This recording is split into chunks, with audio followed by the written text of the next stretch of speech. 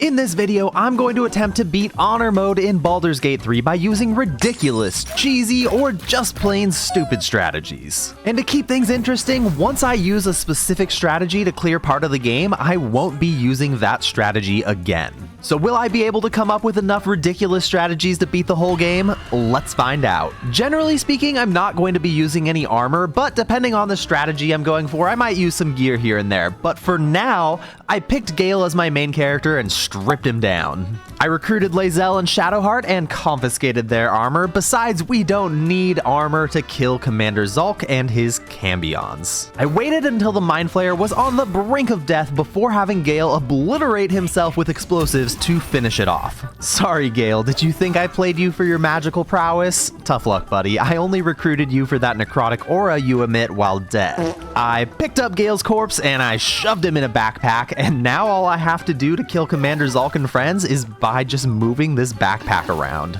The necrotic aura from Gale's corpse has a small range, and if I move the backpack away from the commander and back over, it deals damage every time I move it. And I can move this backpack as many times as I want, weaponizing Gale's corpse in a way that's probably outlawed by the Geneva Convention. And there you have it, the easiest, cheesiest, most brain-dead way to kill Commander Zulk and friends. I revived Gale, but he wasn't really that happy with the way I was running the party, and he thunderwaved my party before blowing us all up with a Nautiloid tank to end my first Honor Mode attempt. Alright, obviously I made Gale do that, but it's only because I wanted to do this playthrough as the Dark Urge. I just needed Gale so I could start this video off with a bang. I created my ridiculous urge and decided to name him Ricky. Let's pop those clothes off, buddy, and get to work. This time I just used command drop to get Commander Zulk's sword, then I picked everything up that wasn't nailed down and charged away, woke up on the beach, ready to start some more trouble. I recruited Shadowheart and Gale, and on the way over to Astarion, Shadowheart found a hurt Mind Flayer and tried to nurse it back to health with a healing spell. Oof, remind me to never let you try to heal me. Fatality. I grabbed Astarion, and this party is ready to conquer the world with the power of our underwear alone. My top priority right now is to release Withers, because if I'm gonna be able to do this run, I need to be able to respec my characters.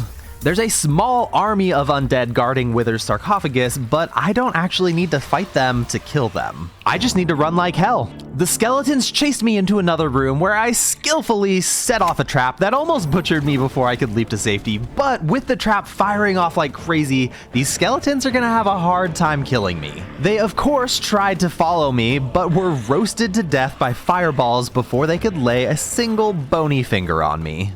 Well, that was pathetic. Sorry bones guarding dusty old trinkets.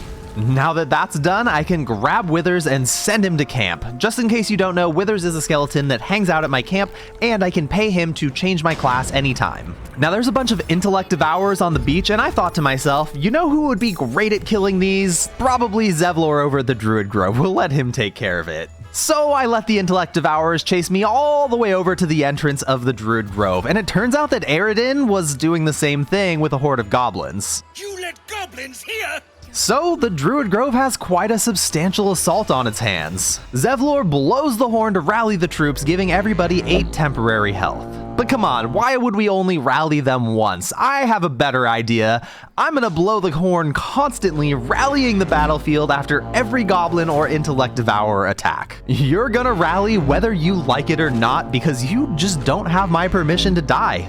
Since Ricky isn't actually in combat, I can blow the horn as often as I like, and it was only a matter of time before victory was ours with 0 casualties. Now I'm gonna need as much unique gear as possible to keep coming up with unique strategies, so rather than wasting my time pickpocketing, I'm of course going to use the forbidden technique that Larian is really struggling to patch out of this game. I can just sell a pouch to an NPC and then shift click to load it up with the merchant's inventory, then once again shift click and move it all over to my own pouch. Beautiful. All the powerful items I could ever want gathered in less than a minute. Looks like gold and supplies won't be an issue this playthrough. I robbed Volo of his most precious merchandise before heading in to talk to Kaga. This tiefling girl Arabella is in a dangerous situation, and I have a big choice to make. There's a ridiculous strategy I can use later if she's alive, or there's one I can use soon if she's dead. The death of a child. timeless tragedy that never grows old. Unfortunately for Arabella, the exploit I can use if she's dead is really, really appealing and hilarious, so I made sure that she died. Then I just turned invisible and picked up her corpse for later use. I spoke to Nettie in the grove and received some wyvern toxin from her, which I will be using in a moment. But first, I found a couple of true souls and convinced them to go fight the owlbear that killed their brother. The beast must be destroyed. Really, I just wanted them to leave so I could loot Edwin's corpse because he's usually packing some meat. And sure enough, I was able to loot a salami club off of him. This mighty weapon will help me win my next battle. I said goodbye to Astarion for now and recruited Will, and we are off to hunt some grave robbers. The first bunch had the common sense to run off when I told them about the poisonous salami I was about to shove down their throats. Poisonous? What? Yup, we're going to dip my salami in wyvern poison and beat some grave robbers to death with it. But I only have one salami, so how will this even work? Who's gonna hold the meat? I'm glad you asked. I respect my 3 companions to Barbarian and turned on Reckless Attack by default, so we'll always have advantage on attack rolls. Then I handed each character a dagger and equipped the salami on Ricky. My 3 companions jumped down the hole into combat, and the game was a little glitchy when I took the plunge, so I didn't really see how it happened, but my party took some decent hits in the first round of combat and got lit on fire. No problem. Ricky can throw a water bottle down on them from above, cooling them off in no time. Then I can just throw some health potions down, healing them all back up to full. Now that they're healed up, it's time to rage. These daggers just won't do as weapons for a proper barbarian. Ricky threw the wyvern poison down on the ground and dipped the salami in it. Now all I have to do is equip one of the daggers my companions is carrying, and it'll swap the poisoned salami right into their hands without costing them an action to equip it. That's right, we're gonna pass my meat around to wipe out all the grave robbers. Whoever's turn it is, I can just swap the salami over to them after poisoning it or lighting it on fire in a torch for bonus damage. The fight was far from easy. Will got pounded hard next turn and was downed, and Gale was left with just 4 health. But Ricky can just keep chucking health potions down the hole anytime my party needs it. I just kept chucking health potions down until everybody was healed to full. Time to beat these grave robbers to death with our salami club. I feel bread upon my neck, a soft caress as cold as death.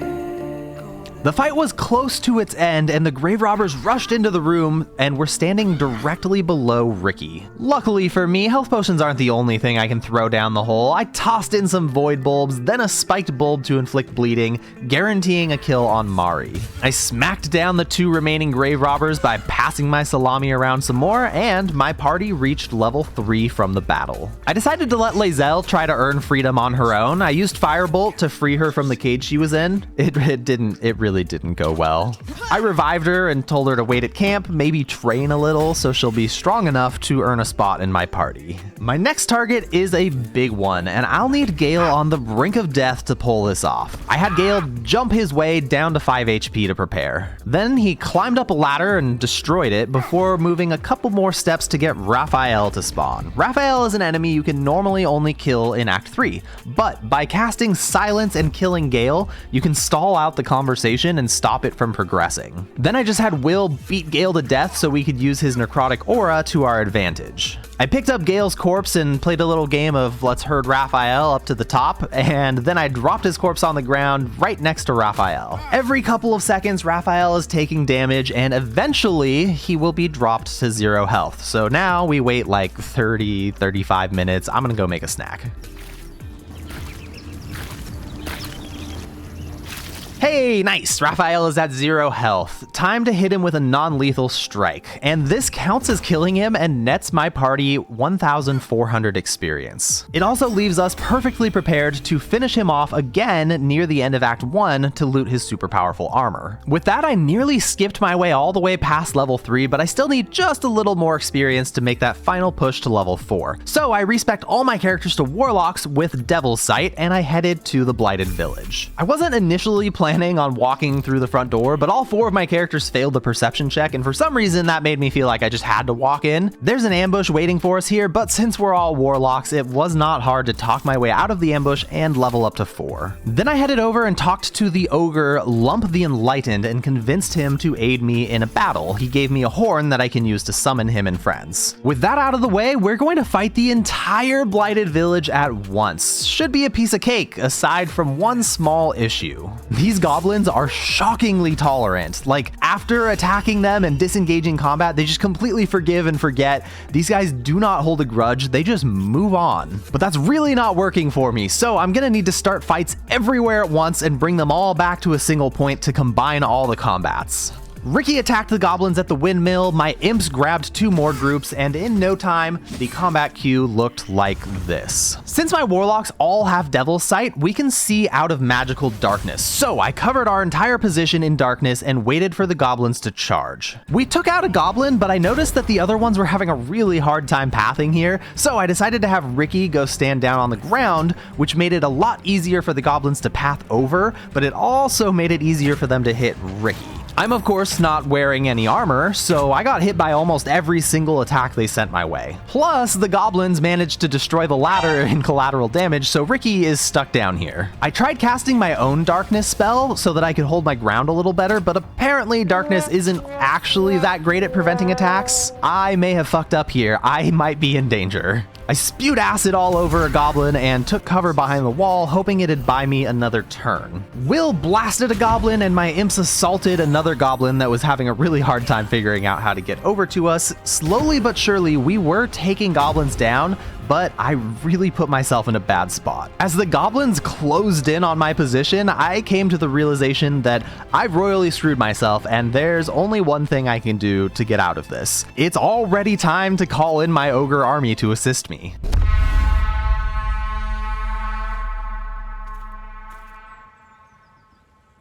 Where are they? It didn't work. Holy shit, it didn't work. Why didn't it work? Oh, fuck. Am I screwed? All right, I have a theory. I think that the ogres didn't spawn because there's no way for them to path to me. There's enemies blocking the only path to Ricky, so I'm gonna take a little bit of a risk. I fired an arrow of transposition to teleport to the middle of all the goblins, and I blew the horn again, and thankfully, I was right. The ogres just needed a path that they could use to get to me, and so they spawned in, and I sprinted over to them in hopes that they'll save me. To flood the battlefield with even more targets, I had Will throw an egg sack to spawn in a bunch of spiders. And one of the weirdest things about this combat right now is that not all enemies are hostile towards all my party members. I don't know, these are some really patient goblins. It was finally the ogres' turns, and they just started smashing the battlefield to pieces. With the ogres pounding goblins left and right, and my spiders taking a bunch of hits, the battle was finally heading in the right direction. Fezark tossed a bomb and tried to blow up my ogre squad, but the damage wasn't even close to enough. They slapped him back for 15, and my spiders ate yet another spell and ranged attack. They were all wiped out, but they did their job wonderfully. One of the ogres finished Fezark off, and that caused a ton of other goblins to run in terror. Clearly, I arrived here today with the better army. My imps finished off the last goblin, and the combat came to an end. We took on the entire blighted village at once and came out on top. Plus, I even managed to convince the ogres to join me for another battle, telling them I would totally pay them 1,000 gold once it was over. Scout's honor, for real, I got you guys. Although, to be honest, they really should be paying me for the opportunity that I'm about to present them with, but more on that in a moment. I sent Shadowheart back to camp and recruited Karlach instead, because I need a barbarian for this next bit. Oh shoot, I almost forgot. Close off Karlach. This party rarely wears armor, but we definitely don't need it right now. I sent Karlach a ton of crap to heavily encumber her, which causes skill checks to have disadvantage. Why do I need to have disadvantage, you ask? Well, it's because I want to make fun of Grukaw here for his puny rutting, but I also want him to feel bold enough to fight back instead of just run away. Grukaw here was banging his ogre smash piece, and I'm going to give him a chance to show just how strong and virile he is. Puny? I'll show you, puny! By calling in a few eligible bachelors for him to test his might against. Come on down, boys. May the most powerful lover win. Oh, holy shit. Grukaw just clapped with a critical hit. Damn, and he dodged the slam attack. Maybe he's more strong and virile than I was giving him credit for. Butters is on Grukaw's side and smashed an ogre, but took a hit right back. But on her next turn, she slapped a critical hit in for 30 damage. Grukaw kept on pumping damage in, but he got really pissed off when his smash piece was murdered. He took some attacks like a champ and put down another one of the ogres, but in the end, 2 against 3 just wasn't a fair fight. Grukaw went down and Lump stood tall as our victor today. And as the victor, he demanded his payout, and with Butters dead, there's no eligible bachelorette for me to present to him, so I guess I could have also just paid him, but I decided to go for a once-in-a-lifetime deception check. I need a nat 20. Can I get it? No.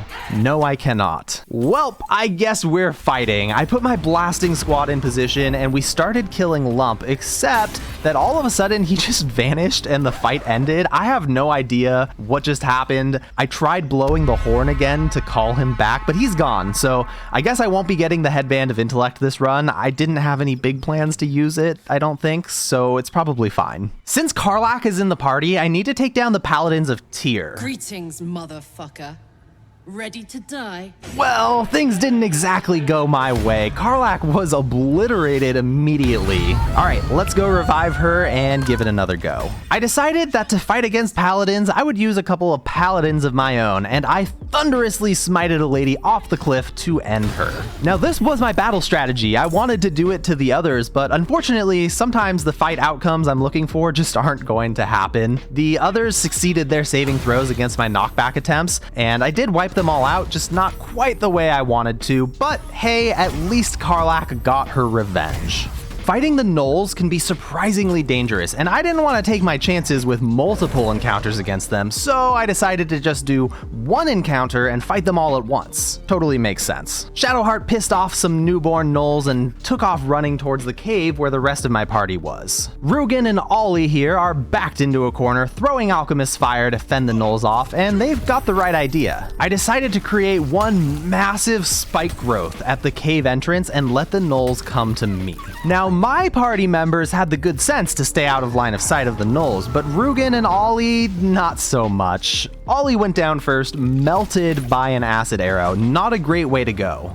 The gnolls tried rushing into the cave, but were ripped apart by the spike growth. But then Big Daddy Flind made his way to the mouth of the cave and took Rugen down with a flurry of arrows. With the two of them dead, somebody's gotta throw these Alchemist's Fire flasks, and Shadowheart was up to the task, igniting Flind to make this fight even more unpleasant for him. A ton of gnolls tried to get to us and were just shredded to pieces. Spike growth is an insanely powerful spell, especially when it covers an area so massive. I repositioned my spike growth onto Flind since he was getting real close to escaping it, but he still managed to make it all the way through and land a couple of shots. We just can't have that, so Will thunder waved him off the high ground for the kill. The rest of the gnolls didn't have enough health to make it to us and died to what must have been some pretty severe lacerations on their bare feet and legs. That is a lot of corpses in the choke point. I grabbed the caravan strongbox and I headed for the Zhentarim hideout.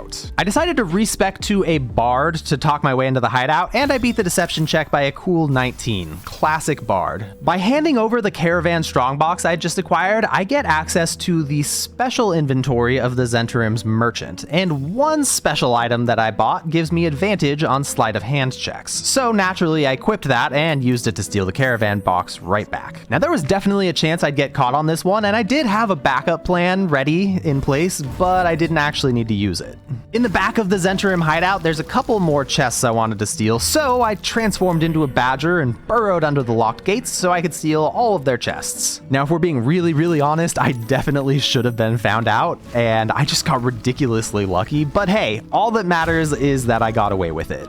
I decided to mix my party up a bit, and I brought Karlach, Astarion, and Lae'zel along. While I was leveling them up, I took the opportunity to stock up on strength elixirs from Auntie Ethel. Anytime I level a character up, the merchants all refresh their inventory, so I was able to purchase dozens of strength elixirs. All of my characters are now respec'd as arcane tricksters, and we're going to wipe out the outdoor portion of the goblin camp. I positioned all my party members up at the high ground, and my arcane tricksters each summoned their mage hand. Each of the mage hands drank a strength elixir somehow. go. They don't have mouths. They don't have stomachs. They drank a strength elixir. We don't question it. Then I dropped off an excessive number of throwing weapons for them. With the strength elixirs, my mage hands can cover the entire courtyard. To kick this party off, I poisoned the punch bowl to thin out the goblins' numbers and piss them off. My mage hands rained death down on the goblins from above, hucking javelins for massive damage.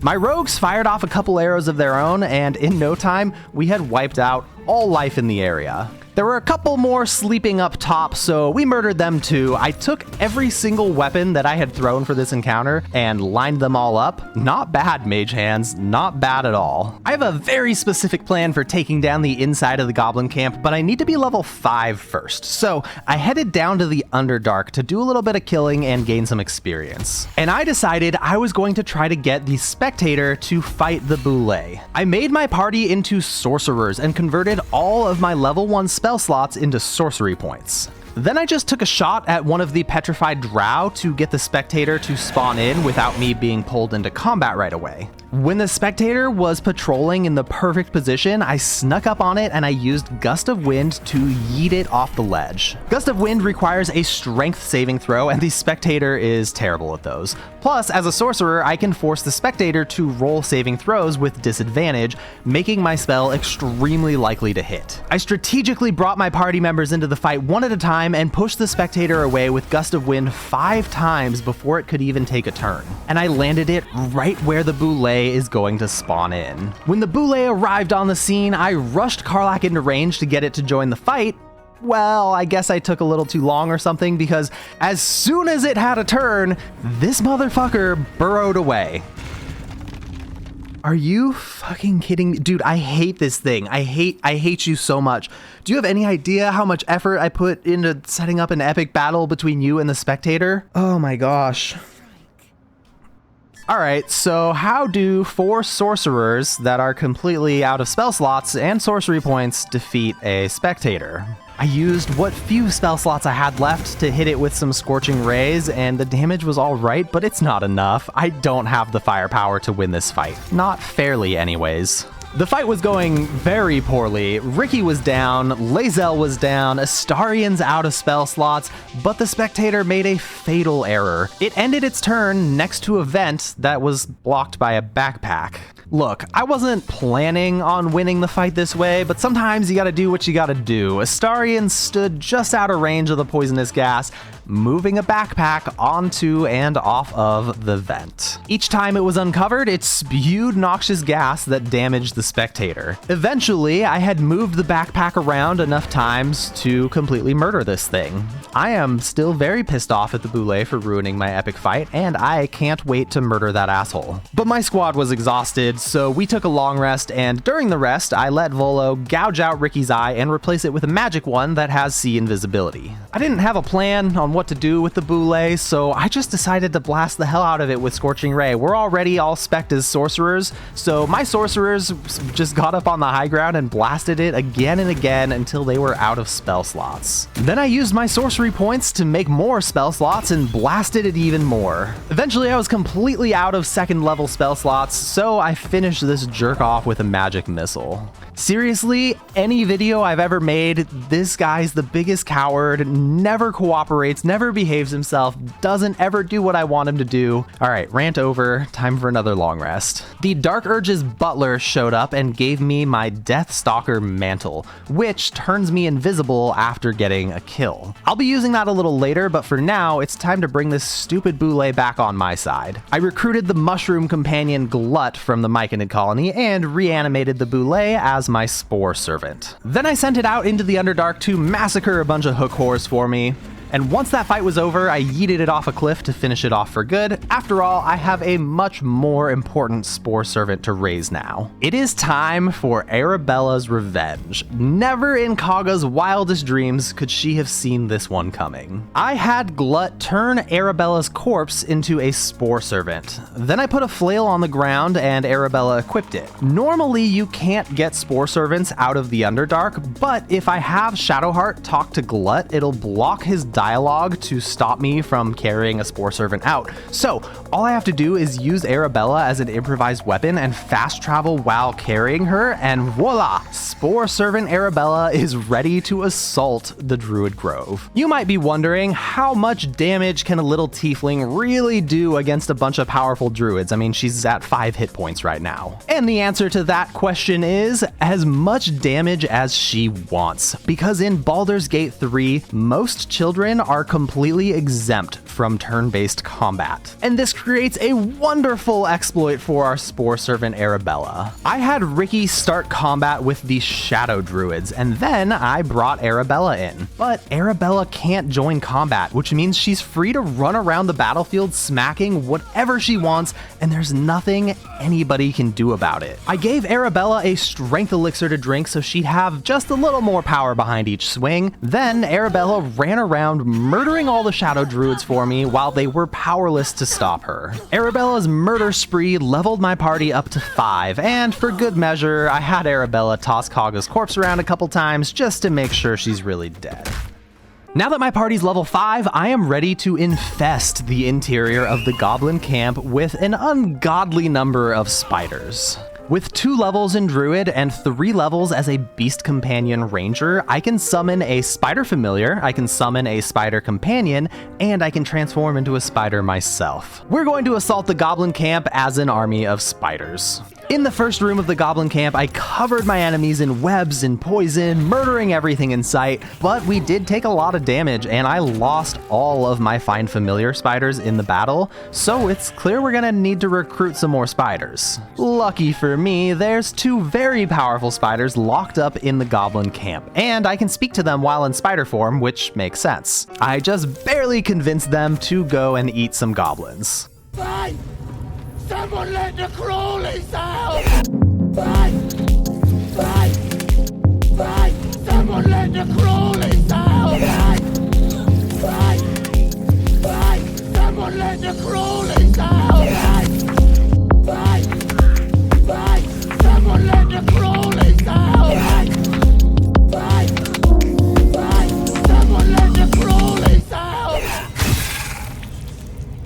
I lost both of my new spider friends in the battle, but we cleared out a very large room of goblins with their help, and I will be forever grateful for the time we had together. Unfortunately, I just don't think a spider army is going to be the right choice going forward from here, but there's another option. Time to summon bear companions and transform my druids into bears and team up with Halsin to purge the rest of the camp.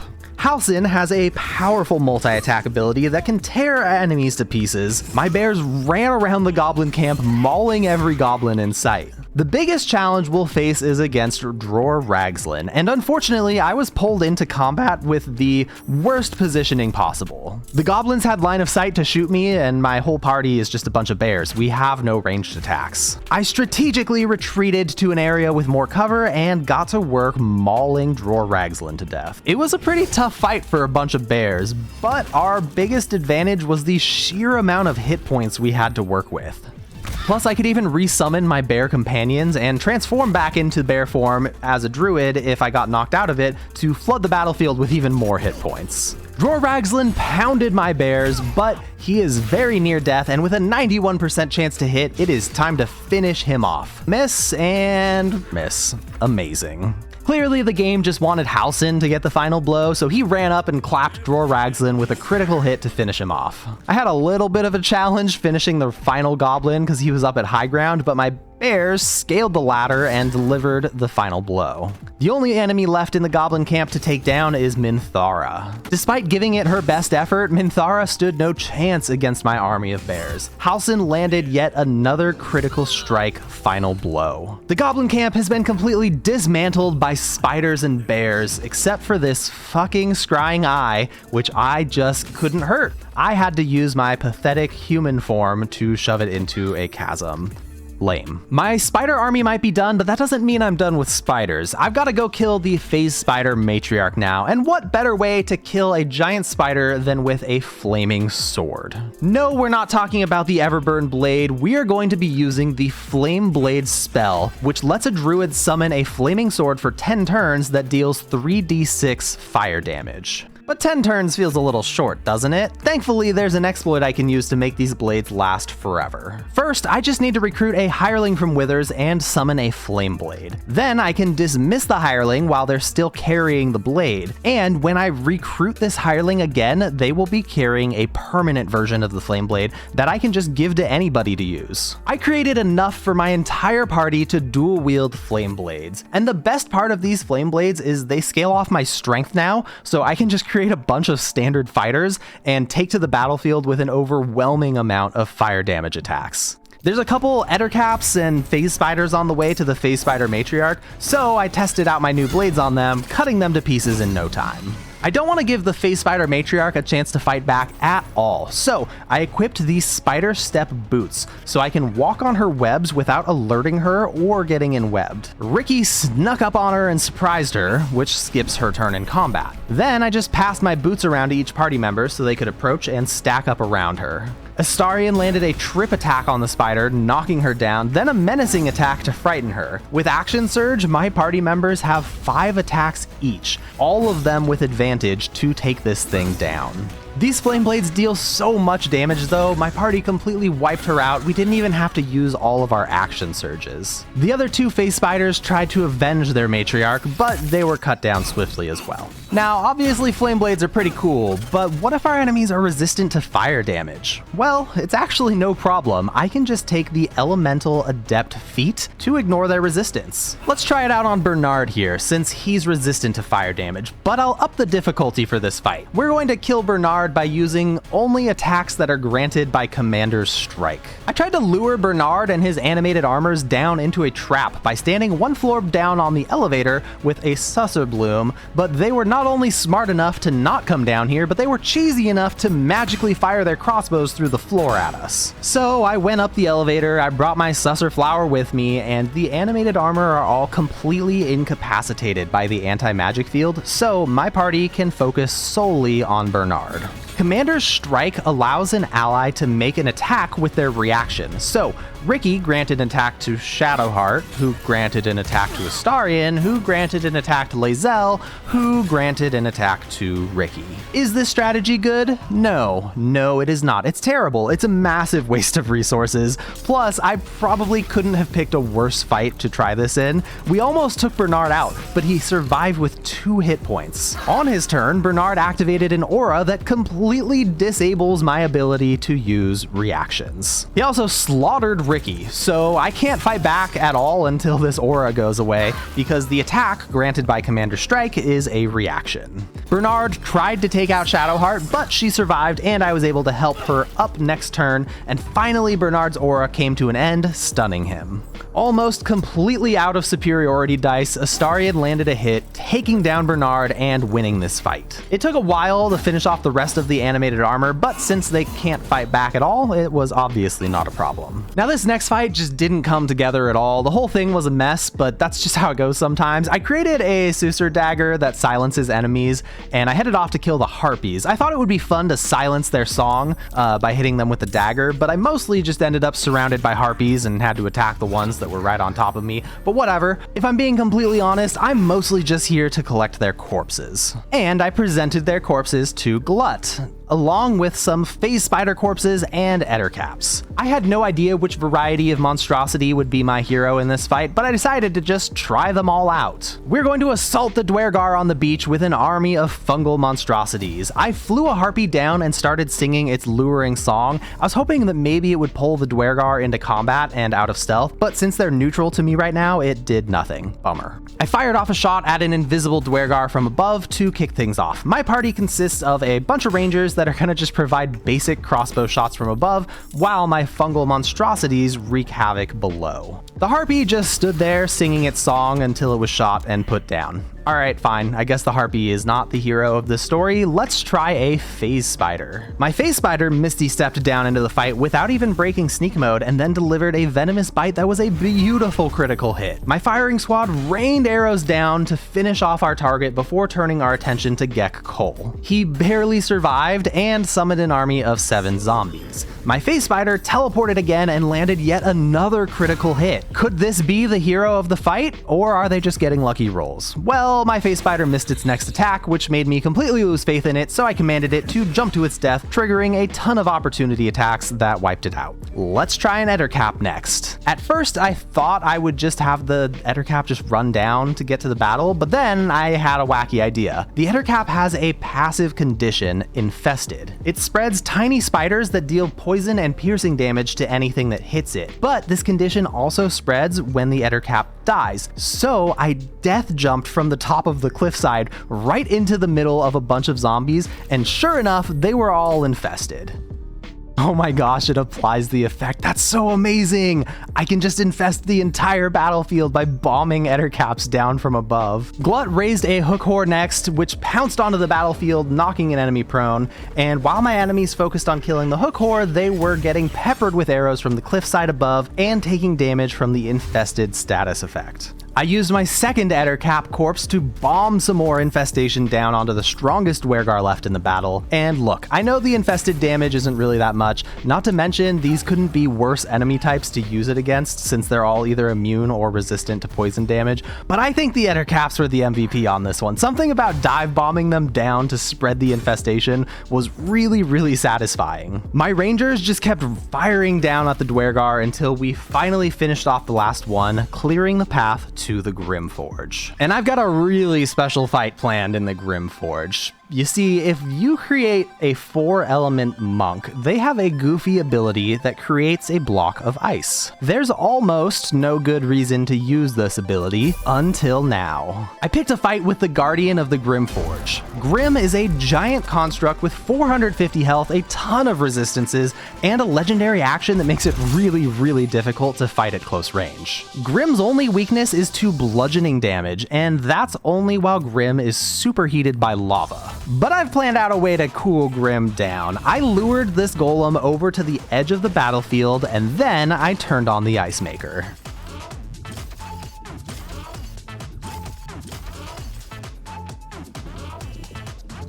Now that I've set up my payload, it is time to decimate Grim from above. 2 of my ice blocks dropped down prematurely, but the rest were held up by 1 poorly positioned block. So I cast Firebolt on the holdup and then sat back and watched the show. Yes, it worked! Oh my gosh, that was amazing. I was a little worried when the ice tower got stuck, but that was so worth it. Oh my gosh, I'm so glad that worked. While I've got a party of 4-element monks, I thought I would try another silly strategy. Ricky swapped over to a druid, and I'm going to pick a very strange fight with the lava elemental. I pissed it off and then lured it over towards the forge. My 4-element monk used Water Whip to pull the lava elemental off the ledge. It has really low dexterity, so this was pretty simple. We just started shooting at the elemental from above, but there's an issue. The lava elemental creates more lava under itself, and it pretty much fully heals anytime it starts its turn in lava. So I used a very counterintuitive tactic. I covered up the lava with plant growth. But this alone isn't enough, because as soon as the lava elemental takes another turn, it'll just add more lava. My 4-element monks jumped down and used Water Whip to knock the lava elemental prone. Most abilities that knock enemies prone have a duration of how long the enemy can lie prone before it'll automatically stand up, but not Water Whip. Water Whip has an infinite duration prone. Normally this isn't a problem, because a creature can just use half its movement speed to stand up. But with plant growth on the ground, the lava elemental's movement speed has been quartered. It literally doesn't have enough movement speed to stand back up. For as long as the plant growth effect is on the lava elemental, it'll never get to take another turn. I skipped a bunch of turns in a row, and as you can see, this is a genuine I've fallen and I can't get up situation. All that's left is to punch the lava elemental to death with my monks. Permanently knocking enemies prone is overpowered. Maybe 4-element monks aren't the worst monk subclass? Just kidding, yes they are, but they definitely have their moments. It's time to bard out a little bit. I've assembled a party of bards, and we've got a plan that'll make the most of our skills to wipe out the remaining enemies in the Grimforge. First, we used our incredible charisma to gain a bunch of Dwergar allies in the upcoming fight against Nier. Our allies are unfortunately not the strongest, so we'll need to find a way to even the odds. How about we throw a concert with an incredibly dangerous stage? By performing our sweet, sweet tunes on a stage of boxes hanging over lava, I was able to lure Sergeant Thrin and a Mind Master over. Once their feet were tapping and heads bobbing, I pulled an incredible maneuver to rip the stage out from under them, dropping the both of them into the lava.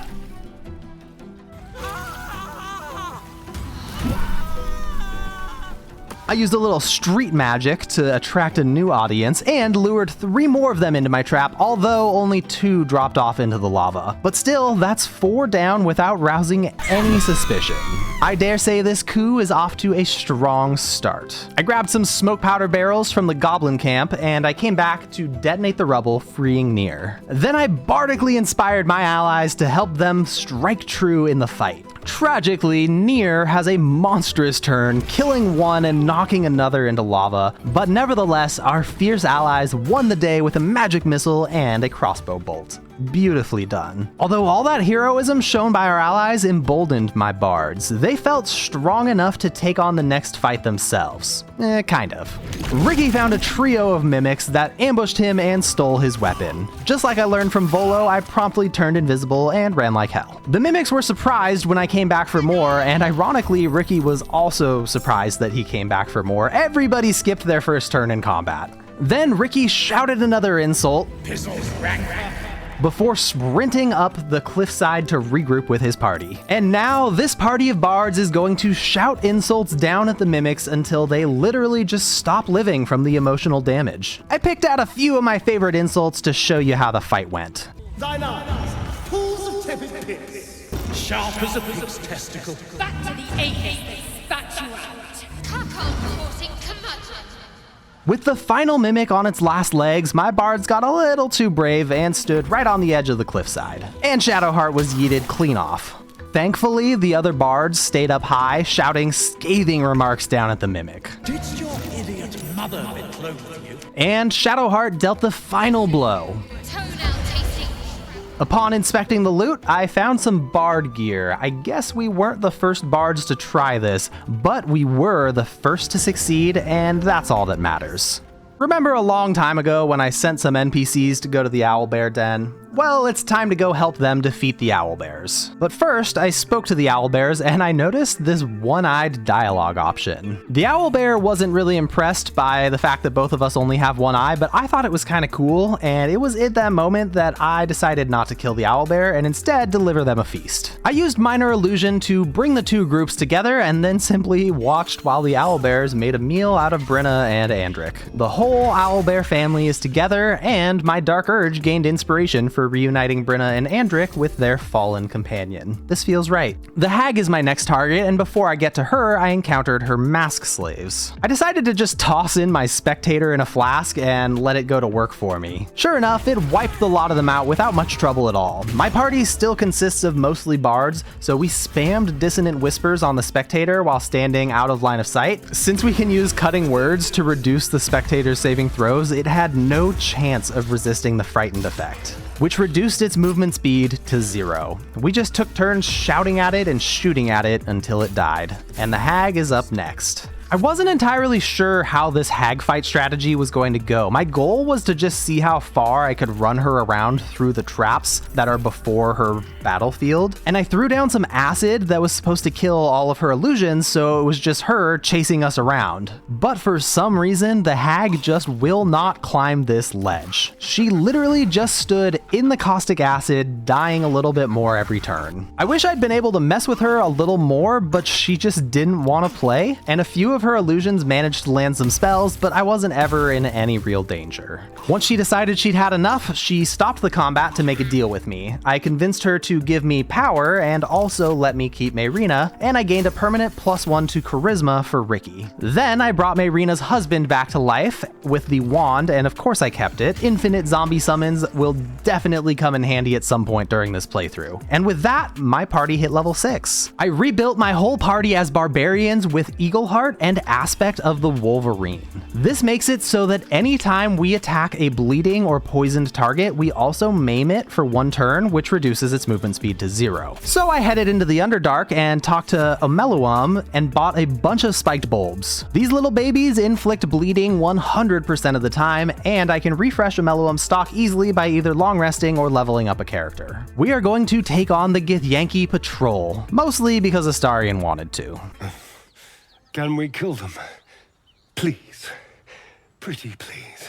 We most definitely can kill them. By throwing a spiked bulb, I can instantly maim all of the Githyanki, dropping their movement speed to 0, which is honestly insane. All you need is Aspect of the Wolverine to turn spiked bulbs into a 100% chance to maim enemies. With their movement speed at 0, they'll be unable to stand up if I knock them prone, and that's where my Eagle Heart comes in. I can use Diving Strike to jump from high ground, and if I land the attack, it'll knock them prone. So I used Eagle Heart Diving Strikes combined with the maim effect to rob the Githyanki of all of their turns. Once I finished beating most of them to death, I decided to let the last one get a turn in. If I'm being completely honest, I fully expected one of my characters to just get obliterated, but surprisingly, my naked Astarion managed to dodge some attacks. Unarmored Barbarian defense for the win. We finished off the final Githyanki and headed towards the mountain pass. Waiting at my camp was a 0 health Raphael. So I stacked a ton of accuracy and slapped Raphael with a non-lethal strike, then quickly looted his Helldusk armor before he could stand up. I actually have no idea if I'll be using it, but I figured if I can get it, then I might as well. Also, the baby owlbear came to my camp to hang out. I guess its parents didn't make it, even though I left them all alive with literally every threat in the area obliterated. Kind of a bummer, but hey, at least Scratch has a playmate now. I decided to wipe out the entire Githyanki Creche with a very sneaky Dark Urge. I threw on my cape that turns me invisible after landing a killing blow.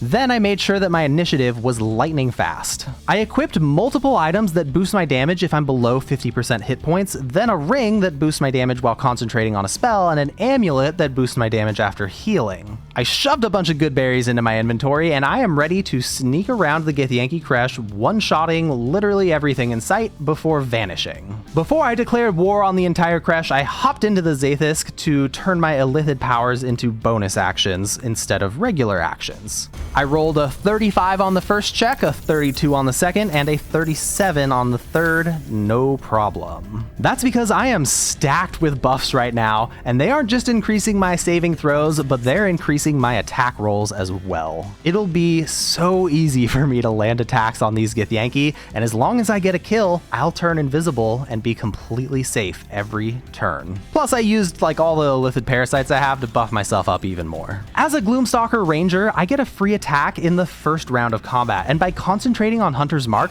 I can dish out massive damage easily. Plus, I can just munch on a good berry before the battle starts and add more poison damage to my axe. Anytime I heal past 50%, I just let Lae'zel knock me back down so I can keep my damage maxed out. I figured it would be fair to let Lae'zel be the one to blast me a little bit since I am exterminating her people. Maybe it's a good outlet for her, I don't know. But this Githyanki Creche doesn't stand a chance.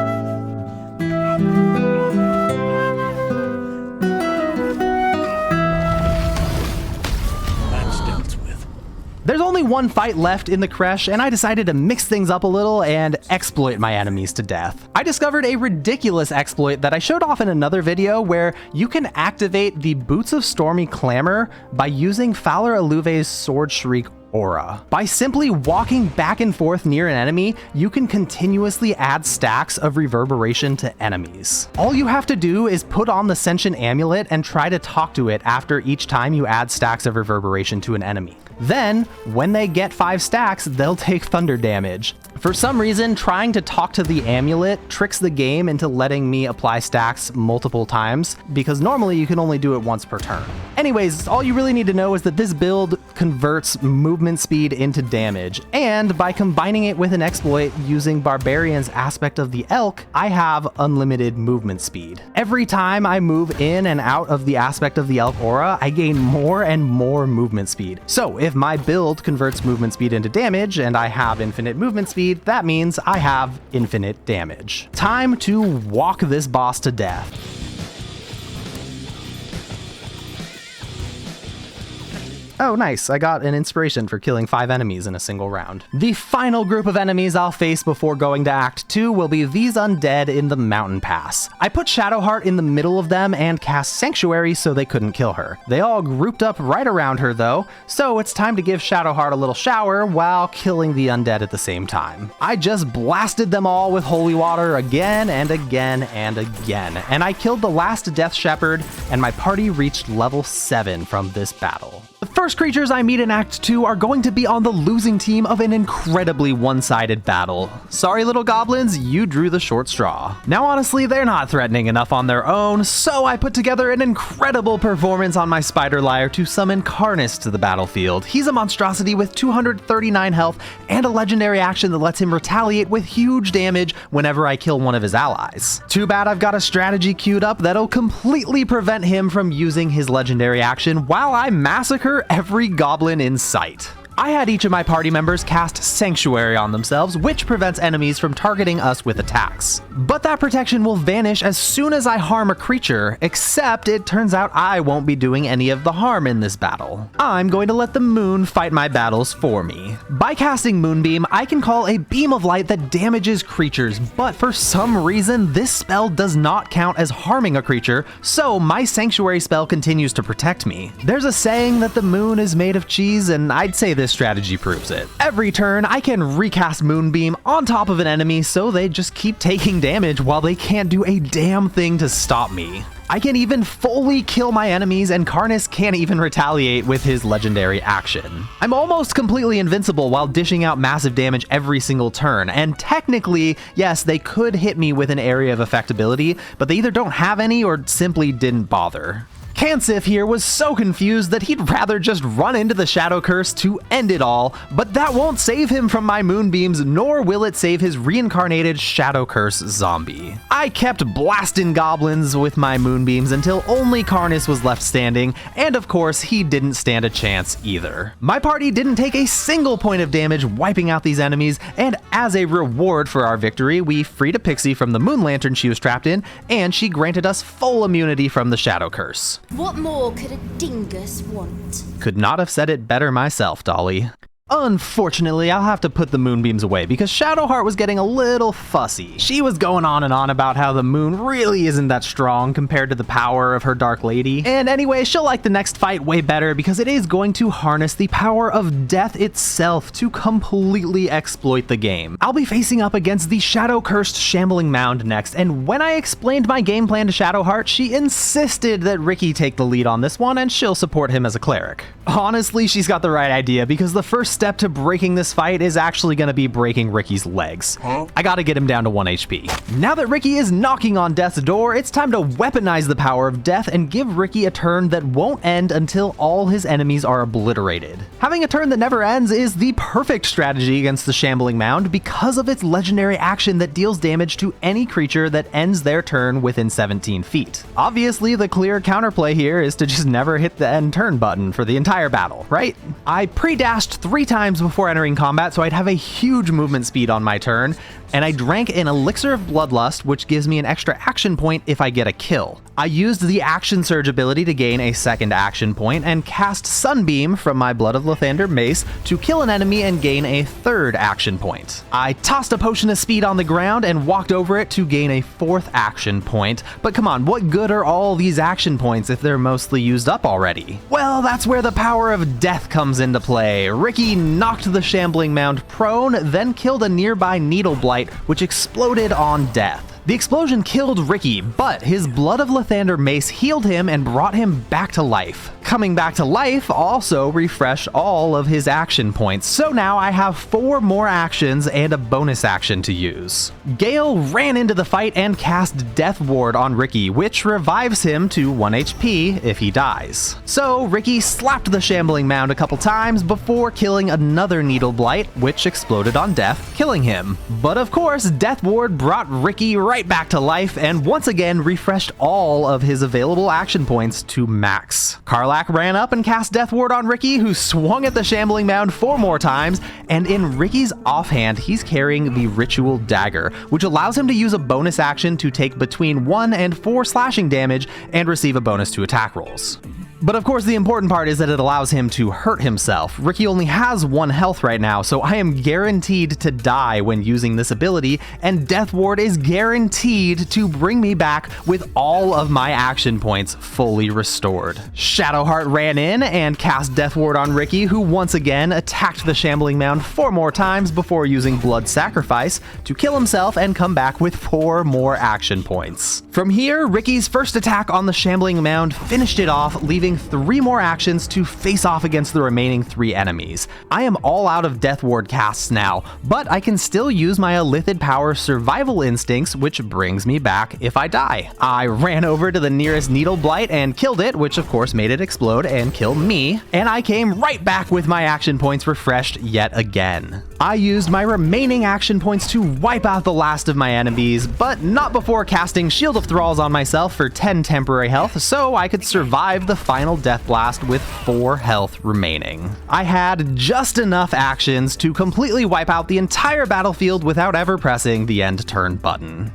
I proceeded to Last Light Inn, where I found some allies that will of course be in desperate need of my help almost immediately. I'm sure they can't possibly manage anything on their own. But first, I stepped out for a moment to gain a quick burst of experience. There's a bunch of Shadow-Cursed Ravens that ambush me, so I just cast Spirit Guardian and let them swarm at me, killing them all in no time. Now, as soon as I talk to Isabel in Last Light Inn, I'm going to have a fight on my hands, and it'll be up to me to protect Isabel from danger. To make sure that my party's up for the task, I respect everybody to barbarians with Aspect of the Beast Chimpanzee. This allows me to blind enemies when I throw camp supplies at them. With 1 point as a druid, each of my party members can create 8 good berries, and we're gonna just toss berries at our enemies. I'm sure this will go great. Isabel's safety is guaranteed. I spoke to Isabel, and sure enough... Wait, do you hear that? Something's wrong. Isabel took some damage from Marcus, but it's our turn now. Gale viciously threw a good berry at Marcus, and it was at this moment, this precise splattering of berry, that I learned that throwing good berries doesn't actually deal damage, even with the Tavern Brawler feat. But Marcus is blinded now, so I had to come up with a plan B, and I'm gonna treat this like a pro wrestling match, except I'm only allowed to smash my enemies after blinding them with a delicious splattering of berry juice in their eyes. Introducing Ridiculous Ricky, the Sharon Suplex, Red Fury, and the Architect of Pain. They'll be facing off against Marcus the Merciless and his horde of Dreadwings as they try to capture the useless chick. Wait, what's that? I shouldn't call her that. No, I mean, I know she has a lot on her plate right now. She's keeping the entire Shadow Curse at bay, but like, come on, she's pretty useless in this fight. All right, no, I got it. Okay. Introducing Isabel, aka Saluna's Nightlight, or the Salunite Light. Oh, shines so bright that she just can't fight. Red Fury tries to blind a Dreadwing, but her throws just aren't connecting. The Sharon Suplex has better luck blinding not 1, but 2 of the Dreadwings. Marcus the Merciless can't see a thing as the Nightlight runs away, but the Dreadwings are moving in and they surround her. Marcus the Merciless wastes no time showing off his technique, and the Nightlight isn't going to last long under these conditions. And the Architect of Pain knows it. He blinds a Dreadwing and tags in the Sharon suplex, who delivers an incredible beatdown to the Dreadwing, smashing a chair to pieces. That has gotta hurt. You can practically see the pain. Look at that Dreadwing writhing and reaching out in desperation, but there's no help on the way. The Sharon suplex tosses him off the second floor down to the first. We are looking for confirmation from the ref to see if this broke any rules, but no call is being made, so it looks like this is an anything goes fight. Ridiculous Ricky wastes no time, but oh, it looks like he lost his grip at the last moment. Can he salvage this? Yes, he can with an incredible throw from the top rope. The Nightlight is looking safer, but she's not out of the woods yet, and Red Fury smashes Marcus the Merciless down on the chair before putting him to bed. He's not ready for a nap just yet, though, as he slices away at Red Fury. He'll have a hard time landing any more hits, though, because the Architect of Pain splatters berry juice in his eyes, as well as the Dreadwing outside. The Nightlight gets slashed, and I'm not sure how much more she can take. Oh no, it looks like Red Fury just won't take no for an answer from Marcus. You're going to bed whether you like it or not, and there's only one Nightlight you're allowed to destroy in this room. The Sharon suplex lands the first KO of the night, but not on the blinded Dreadwing she tossed. She used her opponents against each other, smashing them together to fully concuss her enemy. Now don't worry, viewers at home, these fighters aren't dead, they are just knocked out. Fatality. Ridiculous Ricky lands an amazing double knockout, and I'd say the tables have turned, and he's not done yet. The back door is open, but the way is closed for the Dreadwing assailant. The Architect of Pain has been throwing berries all fight long, but he was just building towards this beautiful smash on Marcus the Merciless, soon to be Marcus the Mangled after he gets tossed into the pit. The Sharon suplex delivers a berry to keep him blinded, and the Architect showcases another textbook smash. The Sharon suplex finishes Marcus off with a critical knockout from above. What an incredible match, and the Nightlight appears to be completely secured. Her safety is 100% guaranteed at this point. In a classic move, the Sulu Nightlight waited until total safety had been achieved to cast Mage Armor. That's very impressive. As the final Dreadwing is completely surrounded, the Architect tossed his last good berry, and with nothing else to throw, we can expect for him to just pass his turn and wait, what's this? Don't tell me he's going to, oh my god, he is! They don't call him the Architect of Pain for nothing! That is a knockout! You were witnessed assaulting someone. You're headed for the cells. Shh, don't worry, you didn't see a thing. Here's some gold for your trouble. That worked? There were so many witnesses. How does that ever work? Okay, so it looks like I broke the game just a little bit by throwing Isabel to deal the final point of damage.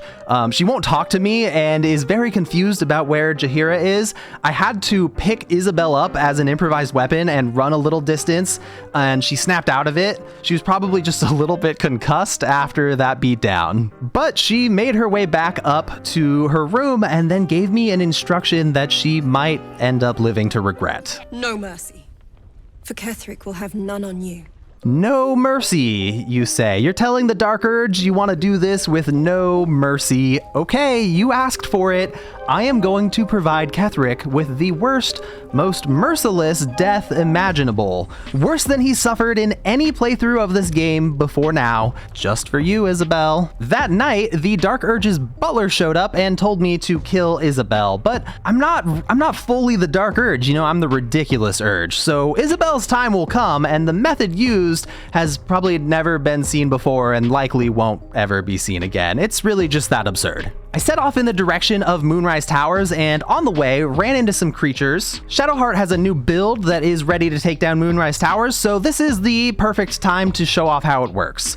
I just stuck all the items on Shadowheart that inflict Radiating Orb. Anytime I deal radiant damage, my enemies will get stacks of Radiating Orb, which reduces their chance to hit me, and whenever they miss, they'll have a chance of taking radiant damage from my helmet, as well as get sent reeling by my shield, which causes them to miss even more attacks. At one point during the battle, I caused an enemy to roll a -6 on their attack roll against me. Now they still do manage to land some good hits here and there, but Shadowheart cleared the entire courtyard out by herself, leaving me feeling pretty confident in the build. I did one more long rest before my assault on Moonrise Towers, and Ricky and Gale are starting to couple up a little bit, which is just, I mean, poor Gale, but you know, more on that later. Shadowheart is going to team up with Ricky to take down Moonrise Towers, except Ricky decided to pull some ridiculous antics, and he's going to be cosplaying as Krieg from Borderlands 2. Alright, I know, this is kind of coming out of nowhere, but I made a whole video role-playing Baldur's Gate 3 as Krieg the Psycho,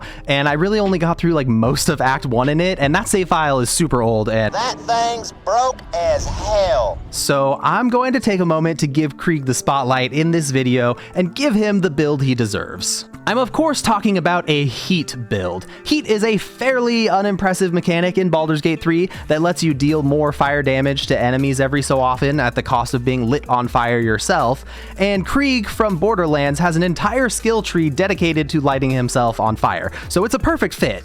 So here's the items in my build. I've got the Thermo Dynamo Axe that gives me 2 turns of heat whenever I deal damage. I've placed a Flame Blade in my offhand, so I have fire damage on demand. My boots are granting me heat whenever I burn an enemy, and my gloves grant me heat whenever I deal fire damage. My amulet gives me heat whenever I take fire damage dealt by another creature, and my ring lets me just light myself on fire at will. Then my helmet is giving me Wrath when I'm below half health, which just increases my damage by a bit more. The consumable Oil of Combustion is really what's going to bring this build together. I can coat my weapon with Oil of Combustion, making me cover enemies in oil whenever I land a hit, and then when I deal fire damage, the oil explodes, damaging everything in the area. Let's go ahead and meet Ketheric Thorm, shall we? And I'm going to throw a few of Krieg the Psycho's voice lines in here to help sell the roleplay. Krieg is a bit of a lunatic, so as soon as I was given the option, I chose to attack. Shadowheart tried to stop me. Wait, we don't exactly have the advantage. Shut up! Obviously, I ignored her. After all, first impressions are important, and Ketheric needs to know what he's up against. How amusing. Take care of them, Zarel. Your family is next! He's going to regret not taking me more seriously on that. Now, despite my initial posturing, I am now ready to play strategically now that Ketheric has walked away. I cast Sanctuary on both Shadowheart and Ricky, and we're going to wait patiently while our enemies approach and group up all around us. Why aren't my fingers in someone's eye sockets right now? Why aren't my fingers in someone's eye sockets right now? Why aren't my fingers in someone's eye sockets right now? Why aren't my fingers in someone's eye sockets right now? Why aren't my fingers in someone's eye sockets right now?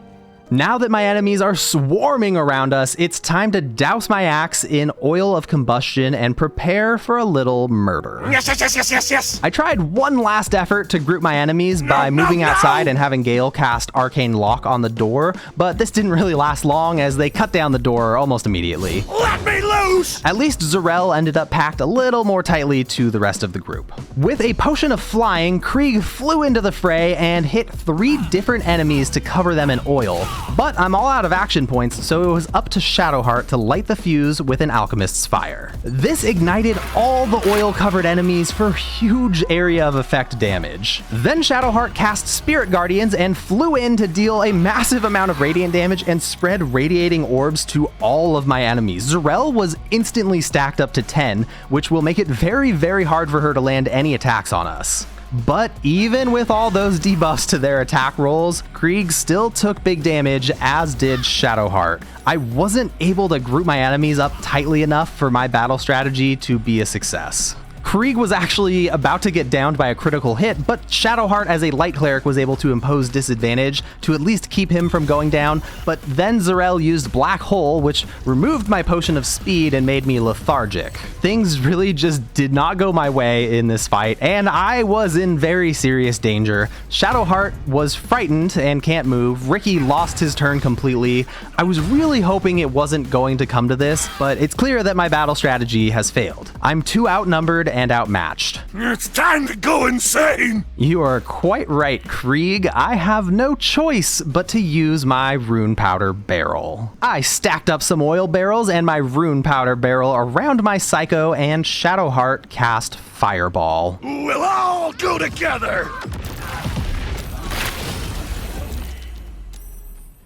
Krieg was completely obliterated by the explosion, but Shadowheart survived thanks to the Blood of Lathander mace healing her when she was downed. And truly, this feels like a perfectly Krieg the Psycho way to go. Virtually everybody died in the explosion, and what few enemies remained were on the brink of death, and Shadowheart finished them off without breaking a sweat. Now this could have concluded my Krieg the Psycho portion of the video, but I was feeling like I hadn't quite gotten to use his build as much as I was hoping for, so I revived him and I let him take down a few stragglers in Moonrise Towers. Poured into flame! Get styled upon! Never stop the killing! Never!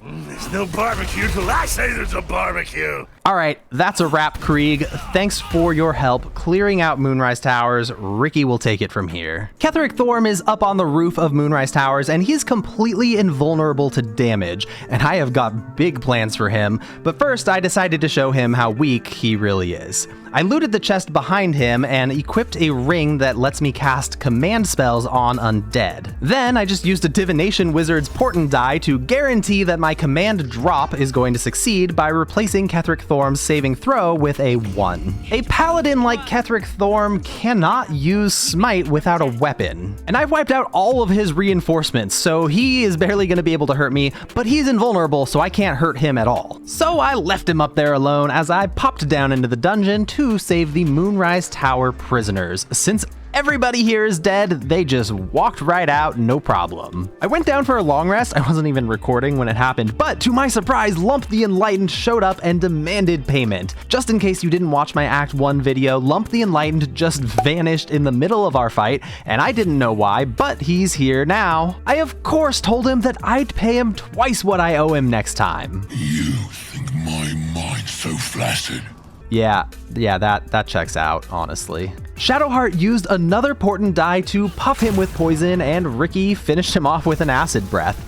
I guess I will be getting that headband of intellect after all. I decided to get a little wild for my next battle, by which I mean I respect my entire party to wild magic sorcerers. Wild magic sorcerers have a chance of a wild magic surge whenever they cast spells, and while casting mage armor, Lae'zel got a wild magic surge that gave her a free action surge, and Shadowheart got polymorphed into a sheep. And I really feel like that's a great example of the range of things that wild magic can do. Sometimes it's great, sometimes it's terrible. I took my sorcerers and walked into a Githyanki ambush. Ricky pummeled them with Ice Storm before Shadowheart used Dimension Door to teleport him away. Gale landed a critical hit with Ray of Frost, and Lae'zel Dimension Doored him to safety, activating a wild magic surge that gave her the ability to speak with beasts. Maybe there's some way she can use this power to reason with our Githyanki attackers. The Githyanki started chasing us down, and I stashed my whole party around a corner to let them approach. The Githyanki commander is protected from the Shadow Curse, but the rest of them are all taking damage each turn, so it gives me a huge advantage in this fight if I just keep fleeing. They all lined up really nicely, so Ricky Misty stepped up and blasted a lightning bolt at them. Then Lae'zel Misty stepped to Ricky and Dimension Doored him back down to the group, and this is when tragedy struck. And honestly, this is pretty embarrassing. A wild magic surge summoned a magma mephit, and this pathetic little monster is going to completely dismantle my whole strategy. Shadowheart used Shocking Grasp on the mephit, as did Gale, and that killed it off, which caused it to explode all over us, and then the Shadow Curse brought it back as a Shadow Cursed version of itself. Fire is everywhere, I took a ton of damage for no reason, and I wasted 2 full characters' turns to accomplish virtually nothing. The Githyanki took their turn, and they are taking significant damage from the Shadow Curse, but an arrow of many targets lands a critical hit on my whole party. My heart rate is elevated at this point because holy shit are we in danger. I tried to send Shadowheart in to attack the Githyanki, but tragedy strikes because she got dropped by fire damage that also dealt necrotic damage. I guess because the magma method is Shadow Curse now, it does extra damage. So I had Gale go for a big play. He drank an Arcane Acuity potion to make his spells harder to resist. Then he cast Confusion on the Githyanki, and it affected 4 out of the 5 of my Githyanki attackers. Ricky tossed a healing potion at Gale, and Lae'zel threw an invisibility potion at him. Then they both ran like hell. My confused Githyanki enemies took their turns shooting and swinging at each other, and it looked like maybe I'd saved the fight, but they of course come back as Shadow Cursed Githyanki, plus the Magma Method brutally slaughtered Shadowheart. Ricky and Lae'zel Misty stepped up to the rooftop to keep running, and I'm not even trying to win this fight anymore, I'm just trying to escape.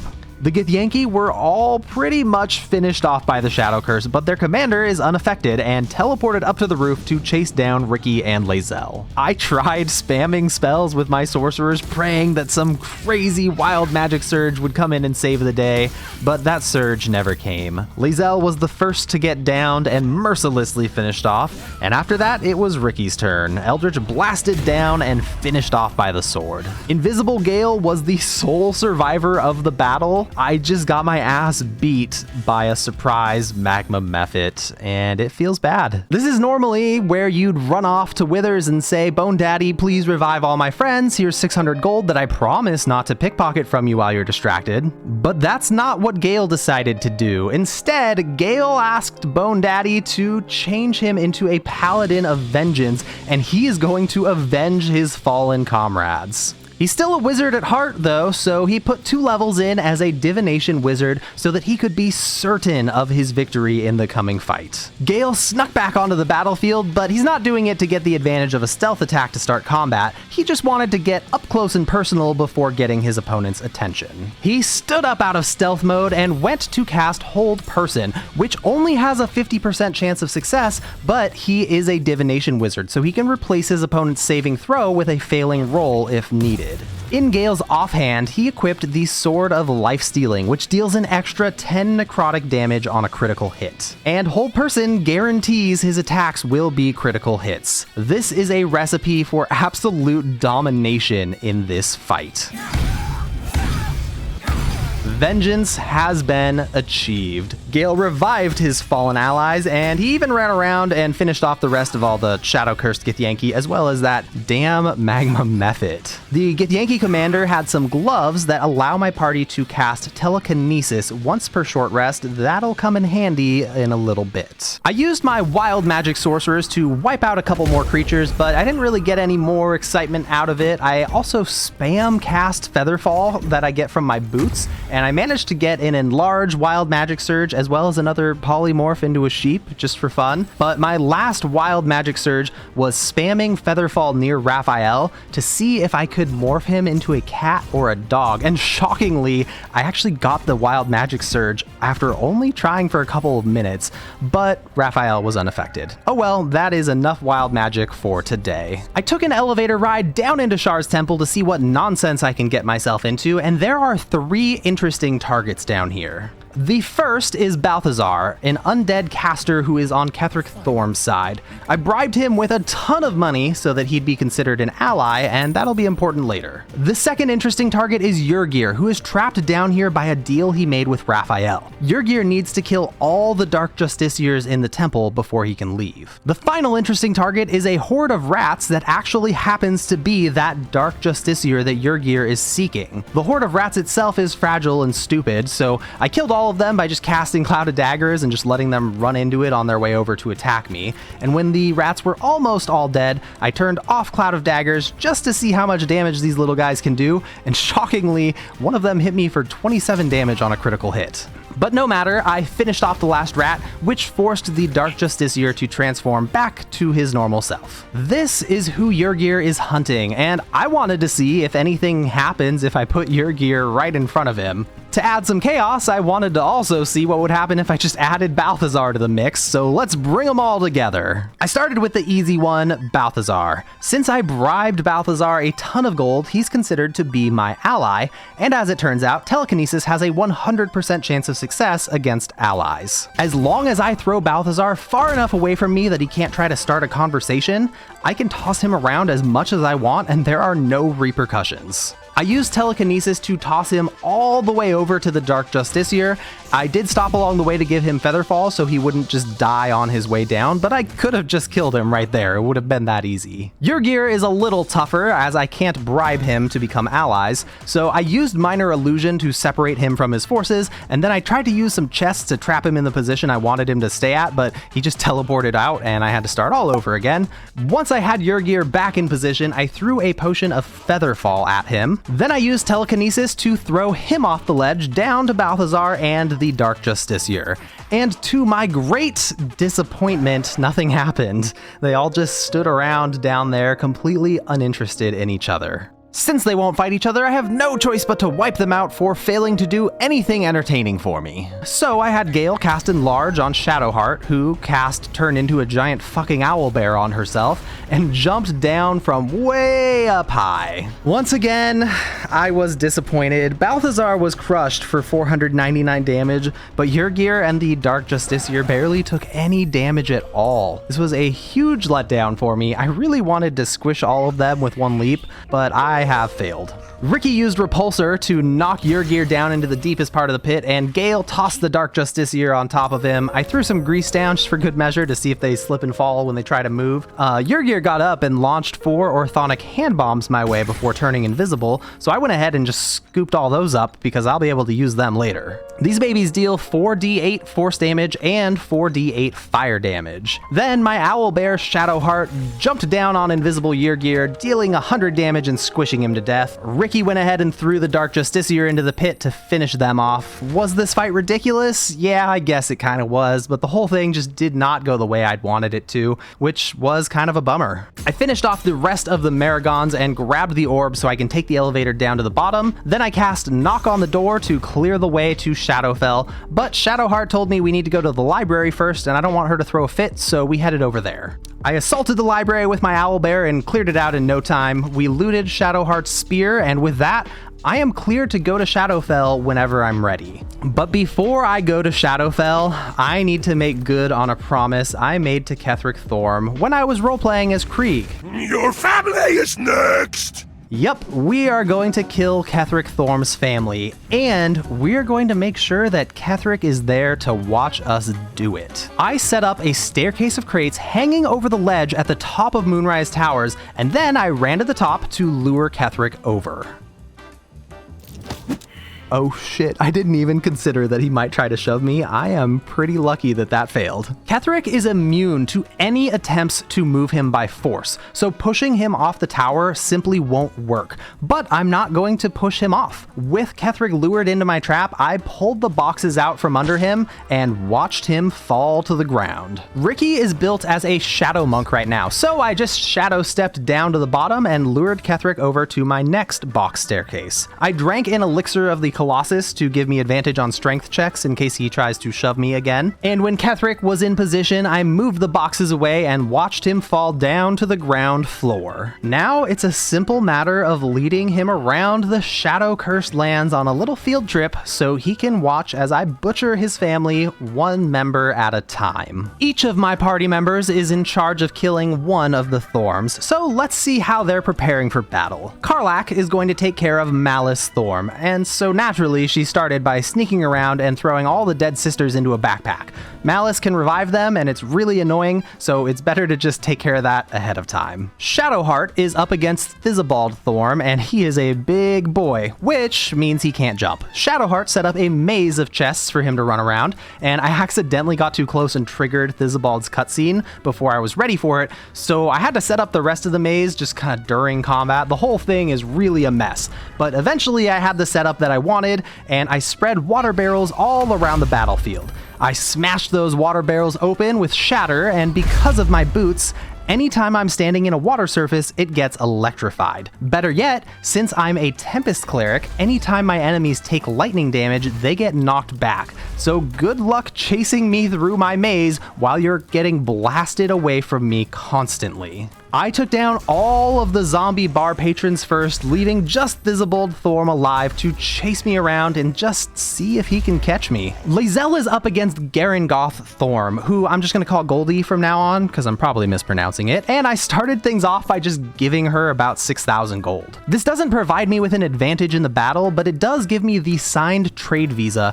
which I can use to turn a character into gold, and I know exactly who I'm going to use it on. As you can see, all of my characters are in combat against their assigned Thorm, so let's lead Ketheric over to Malice Thorm first and work our way back. Karlach opened combat by tossing one of Yurgir's orthonic hand bombs, and strangely enough, it only hit 3 of the sisters, so I held onto them to see if I could hit more of them at the same time so that there wouldn't be anything in the way, and they grouped up really nicely, but these bombs feel kind of weird and inconsistent, but thankfully they do truckloads of damage, so I was able to kill off 2 of the sisters on my turn and shove their corpses into a backpack so Malice can't revive them. Malice took his turn and hit me with his bloody bone saw, but Karlach is raging, so it only dealt 10 damage, and on Karlach's next turn she used Enraged Throw to toss one of the sisters at the other, which knocked them both prone. Karlach pounded them both to death and tossed them in the backpack, forcing this fight to be a one-on-one battle. While that was happening, Lae'zel was up against Goldie and the 6 floating skulls that join her in battle.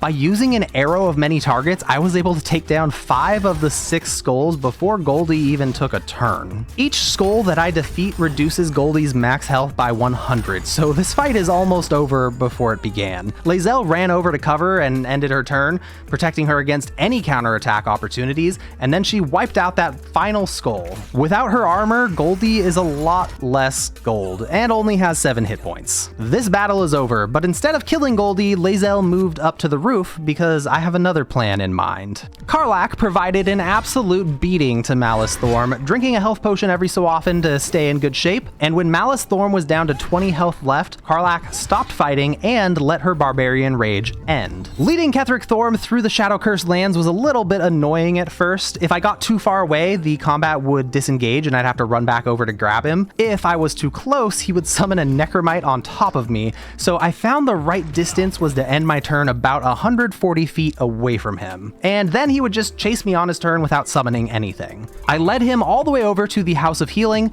where Karlach was about to finish off Malice Thorm. But rather than finish him off, Karlach used her equipped weapon to enlarge herself to be massive.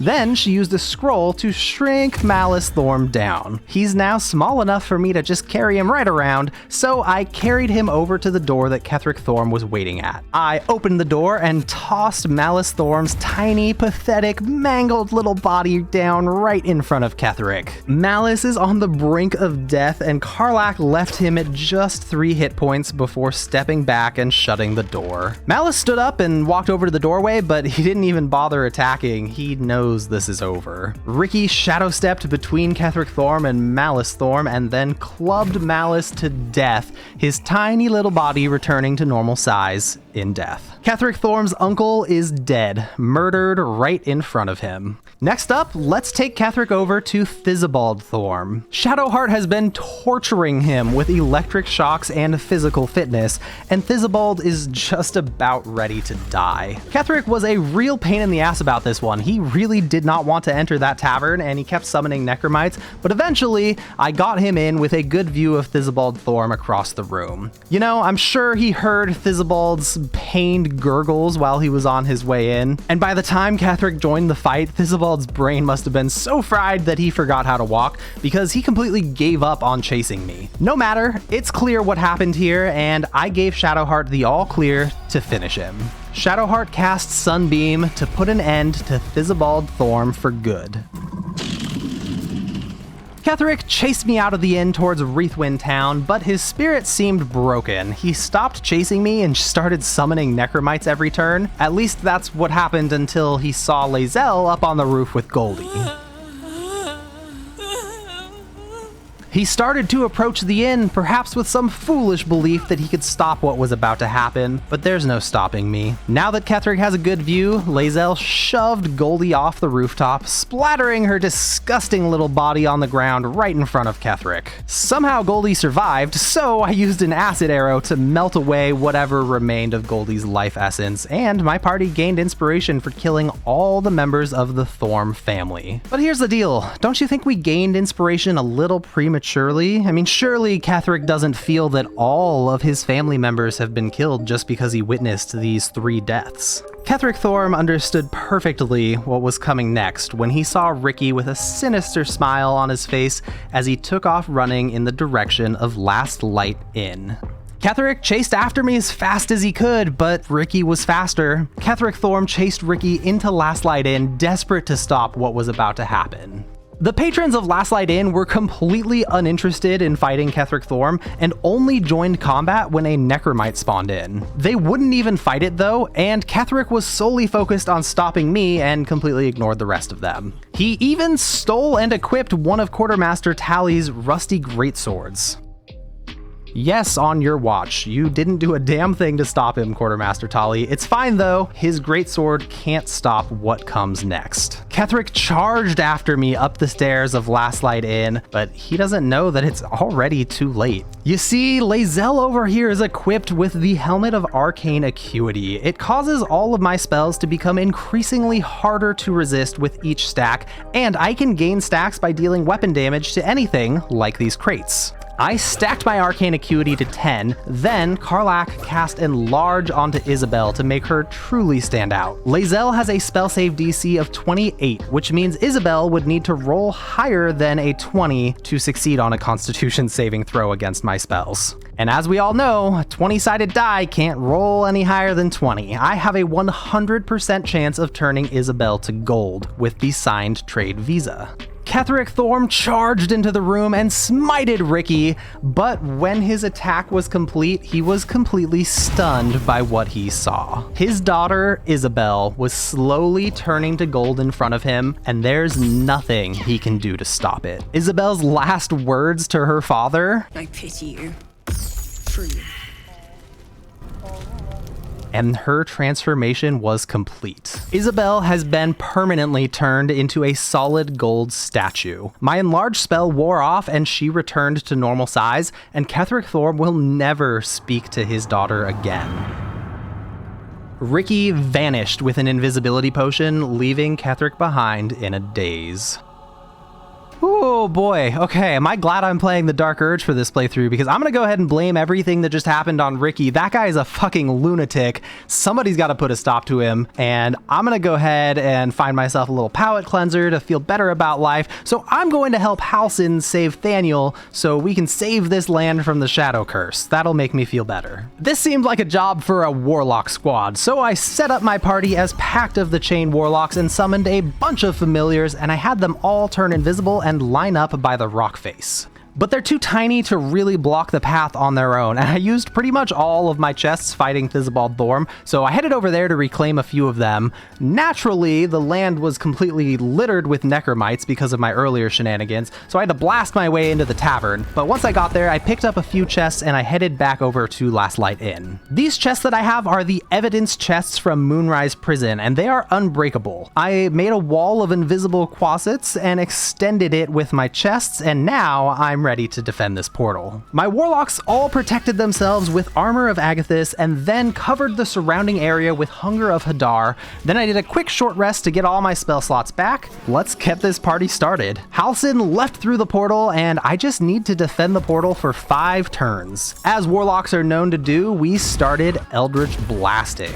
The first round went well, but even more enemies spawned in for round 2. Most of them are going to die to Hunger of Hadar though, so I just need to focus on anything with a decent health pool. The shadows can teleport past my wall and attack the portal, so they're a priority. Without any gear to improve my characters, my damage isn't particularly impressive, but it was enough to kill the shadow on top of us, and with the Illithid power Luck of the Far Realms, I guaranteed a critical hit on the Wraith, which inflicted Frightened since I am a Great Old One warlock. That'll hold them in place for a turn at least.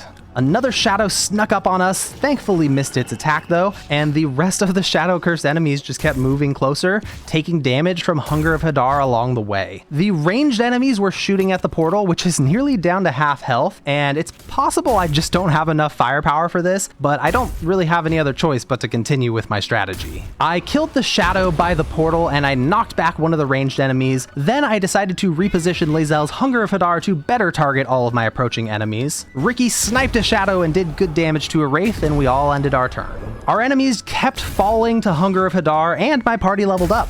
Thankfully, the shadow-cursed enemies don't seem to be able to use more than one ability per turn, so when they started jumping up to us, they weren't able to attack as well. But I am massively surrounded, and I just need to keep this portal up for one more turn. We blasted them back into our Hunger of Hadar and killed the Wraith to clear our blasting platform of enemies, and thankfully that was enough to earn victory in this encounter. Our enemies swarmed us next turn, but they weren't able to strike us nor the portal since they were forced to jump over my invisible wall of quasits. Halsin returned to us with Thaniel's body, but now I need to rescue his spirit as well. Since my party leveled up in the last fight, I gave them all the Minions of Chaos Eldritch Invocation, which lets us summon elementals. I had each warlock summon a different type of elemental. Storm, earth, and fire, heed my call. If you know, you know. I really wish I could play that song right now, but I think it would be a copyright issue, so I'm not going to take the risk. But maybe just imagine that it's playing while my elementals slap, slap, slap, slap. Thaniel has been saved, and the Shadow Curse will be lifted once Ketheric Thorm is defeated. With everything here wrapped up, I'm ready to enter Shadowfell. I couldn't personally decide what I wanted to do with Dame Aelin, so I just let Shadowheart decide, and I have a pretty good relationship with her, and I think that that is the deciding factor behind whether she saves or slays the Night Song, and she decided to save Dame Aelin. I'm kind of interested to see how the game handles my solid gold Isabel from here on, and Dame Aelin knows what comes next. We're going to kill Ketheric Thorm. The first thing I did was check Last Light In to see if Ketheric was still there, and he was not. So I checked on Isabel, and she is still turned to gold. So I headed over to Moonrise Towers, and the Dark Urge's butler showed up on the bridge reminding me to kill Isabel. Sorry bro, that's not gonna happen. She's already been turned to solid gold. I think that's enough. We charged Ketheric Thorm on the rooftop, and his spirit is almost completely broken, and he had something to say to me. You desecrate my worm. I will buy it back. This is payment. Take my copper pieces, and then my beautiful daughter. My worm must be reclaimed. At least that's what I imagine he said. I wasn't really paying attention. I don't listen to the ramblings of madmen. I didn't want Ketheric to think he actually has the power to fight back, and since he's still got that rusty greatsword, I used command drop on him again to force him to drop his weapon, and we scooped it up. Then I just let Dame Aelin pound on him while my party members inflicted more psychic damage by shouting insults throughout the battle. Interestingly, the battle up here is broken in a strange way. Any of the Necromites summoned by Ketheric Thorm were completely unable to join the battle after they hatched. I'm not really sure why this happened, but it obviously had to have something to do with the field trip I took Ketheric on earlier.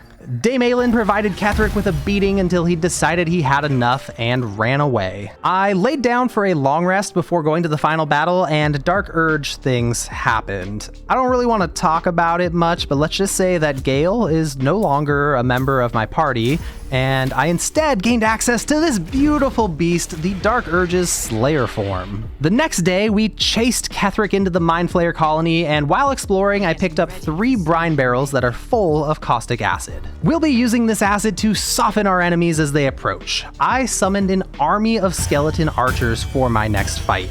Down here in the Mind Flayer colony, you don't need corpses to cast Animate Dead, so I summoned my undead army in a nice 3x4 grid, and we will not break rank for this battle. I busted open the brine barrels to coat the ground in caustic acid, then I cast Minor Illusion to lure my enemies close enough to kick things off. I unleashed a relentless barrage of arrows from my skeleton archers, as well as from my dual-wielded hand crossbows that all my bards were carrying, and we were able to use cutting words to protect our army from attacks, but certainly could not defend them from everything. Despite my skeleton army suffering significant casualties, we slowly started to gain the upper hand in battle, and eventually we pierced our way through the last of our enemy's forces. With 5 skeleton archers left, we were forced to break rank and hunt down the final enemy as it was extremely confused about how to path over to us. My skeletons took a little damage from caustic brine, but they finished off the last winged horror, and their reward for a job well done, I left them in the acid to die. I don't need them for the next battle anyways. I picked up the resonance stone in this room, which causes nearby creatures to be weak to psychic damage and have disadvantage on intelligence, wisdom, or charisma saving throws. In this room, there's a bunch of mind flayers trapped in pods, as well as Zevlor, the tiefling that we met at the Druid Grove. Now this room is fairly small, so I decided to absolutely assault the mind flayers' senses with a horrific stench the moment they emerge from their pods. I cast Stinking Cloud with all of my characters and stink bombed the entire room before pressing the button to release them. With the mind flayers weak to psychic damage, my Dissonant Whispers spell hits twice as hard, and with the Stinking Cloud, they become nauseous and aren't able to use their actions. Mind flayers don't have any good bonus action abilities, so the Stinking Cloud completely eliminated their chance to fight back. We cleared out the entire battle without any of my characters or allies taking a single point of damage. Although if this were a tabletop D&D game, I would not have objected if my dungeon master forced us to take a cheeky point of psychic damage due to the horrific scent that we had just battled through. I topped off my characters at the restoration tank, which you can only use one time in honor mode, and my party is at perfect health and ready to face off against the hardest enemy in Act 2. Although this isn't actually going to be a battle, it's going to be a massacre. I moved my party into position and Ricky spoke to Ketheric Thorm. After the misery I've inflicted on him, he has lost the will to fight. He decided to end it all and become the Apostle of Merkel. This guy's got a big ol' scythe, but Ketheric is not allowed to have weapons, so we used command drop to disarm him. Doesn't actually matter at all for this fight, it just felt right. At the end of Act 1, I used an exploit with the Boots of Stormy Clamor and Fowler Alluve to kill the Githyanki Inquisitor by walking back and forth. But against undead enemies, I have a new option thanks to the Blood of Lathander Mace. This weapon emits a light that attempts to blind undead, and this counts as applying a condition, which means my Boots of Stormy Clamor will apply 2 stacks of reverberation when it happens. By attempting to talk to the sentient amulet I'm wearing, I can trick the game into letting me apply stacks over and over again with the same effect. So all I gotta do to win is toggle my Blood of Lathander light on and off, and I can infinitely apply stacks of reverberation. Every time I apply 5 or more stacks, Merkel will take thunder damage. I bound the Light of Lathander to the number 3 on my keyboard, and Talk to Sentient Amulet is bound to 4. All I have to do is press 3, 4, 3, 4, 3, 4, and it quickly applies stacks and deals thunder damage. The Apostle of Merkel has plate armor, which reduces all damage taken by 2, so I can only deal a max of 2 damage like this, but that's why Ricky is using the dual wielder feat. He is dual wielding the Blood of Lathander Mace and Fowler Alluve. By activating the Sword Shriek ability, I can increase my maximum damage to 6. So, killing the Apostle of Merkel is truly as simple as pressing 3, 4, 3, 4, 3, 4 on my keyboard over and over again. And this honestly does not even take that long. Once I started in for real, with everything active, Merkel only lasted 6 minutes. He never got to take a single turn in combat, and Dame Aelin showed up at the end to make absolutely certain that Ketheric is dead. And seeing her smash his face to bits made me think that maybe it would be a good idea to change Isabel back to normal, and all it takes is a basilisk oil and the turn to gold effect will end. Interestingly though, Isabel was removed from her golden prison without my help. She just suddenly popped into existence. I almost didn't see it happen. And even more interesting was the fact that her dialogue options were confused. She is currently standing back to back with the Night Song, and her first question was, "Who was that streaking across the sky?" Then she told me to go to Moonrise Towers, where we currently are, and told me to end this, which I already did. I'm choosing to believe that she just missed out on everything that happened as a result of being a block of solid gold during everything, and that somehow killing Ketheric and lifting the Shadow Curse also caused her to be returned to her normal self. After a long rest, everything went back to normal and Isabel was all caught up on everything that had happened. Having cleansed this land, there's nothing left for me here, but there is of course one last fight between me and Act 3. The Githyanki are attacking the Emperor, and he's been fighting hard for a long time now. He looks like he needs a break, don't you think? Ricky in Slayer form leapt into battle ahead of the Emperor, and it's time for him to take a little nap. Wait, what? No, feigned death doesn't affect the Emperor? That's all I really wanted to do here. I just wanted to put him to sleep for a little nap and then win the fight for him. I guess I should have tested this ahead of time. I just kind of assumed it would work since he's an ally. All right, fine. This fight strategy didn't work out. Whatever. What a bummer. The fight ended up just being my Slayer form pounding Githyanki left and right while Shadowheart cranked out healing and concentrated on haste to give my Slayer form an extra action point. The Slayer has amazing synergy with a couple status effects, including Dazed, Bleeding, and Prone. My multi-attack deals an additional 5 damage per hit if they're bleeding, and is guaranteed to critically strike if they're dazed. I managed to get both these status effects on the strongest Githyanki and viciously slashed away with my claws. I wouldn't say that my fight performance was insanely impressive or anything, but it was a hell of a lot better than what the Emperor was doing during the fight. Oh yeah, nice mind domination, buddy. Really good stuff. Oh wow, you landed mind domination against a monk that has stillness of mind. Truly a strategic mastermind. How does he do it? The Emperor was on a play date with one of the Githyanki for the whole fight, while my Slayer form did all the work and killed literally everything else. Once the battle ended, I turned Ricky into a partial Illithid because I have some big plans in Act 3, and I want as many tools in my arsenal as possible. The first thing I did in Act 3 is shove a ton of Mind Flayer parasites into Ricky's brain, because the more powers we have, the better. Then we rushed straight over to the Circus of the Last Days just for Karlach. A circus? Can we go? I bribed my way in and Karlach approved, although, alright, we aren't here just for Karlach. There are a lot of good reasons to visit the circus, and the Wheel of Wonders is our first reason. We gave the wheel a spin, and unfortunately, we didn't win the jackpot, so we gave it another spin, and another, and another, and another. We spun this wheel about a dozen times, raking in a massive amount of silly, quirky items, one of which is going to help us develop a wacky combat strategy to break a fight later in this video. Ricky commissioned a statue to be built of himself, requesting it to be completely in the nude. Now, obviously, I've got to blur it for YouTube reasons, but it's a good-looking statue, I can assure you. Missing a bit of color, though. Luckily, there's a fix for that. By changing your explicit content settings, you can trick the game into adding full color to your statue, and this statue actually does serve a purpose. It grants the Sweet Stone features buff to Ricky, so he is permanently blessed for the rest of this game. Our last stop in the circus was completely essential. We had to buy some face painting kits because I'm about to pull off one of the most ridiculous fights ever, and I thought it would be amazing if my whole party had war paint applied before we get started. Now this right here is Orin in disguise. You can tell by examining and just looking at that legendary action. A long time ago, I discovered that you can cast Contagion on Orin while she's disguised, and it permanently debuffs her, making her so weak that you can kill her by throwing rats.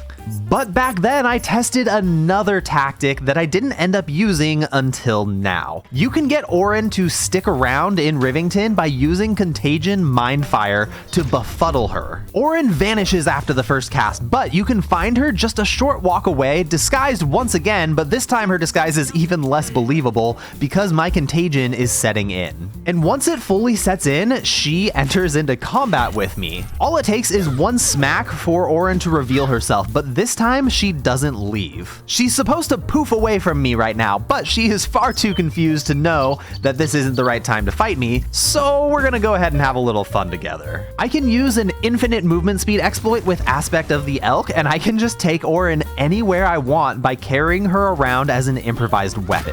Since she's immune to death, there's just one place I need to take her, and that requires me to charge straight through the South Span checkpoint, which the guards didn't really appreciate. But it's my turn and I have infinite movement speed, so the guards don't matter. By the way, right-clicking while carrying her as an improvised weapon lets me cancel the attack, and that's how I'm doing it over and over again without burning through all of my action points. I got far enough away from the guards for them to drop out of combat, and I continued down the street until finally I was at the bridge to Worms Rock Fortress.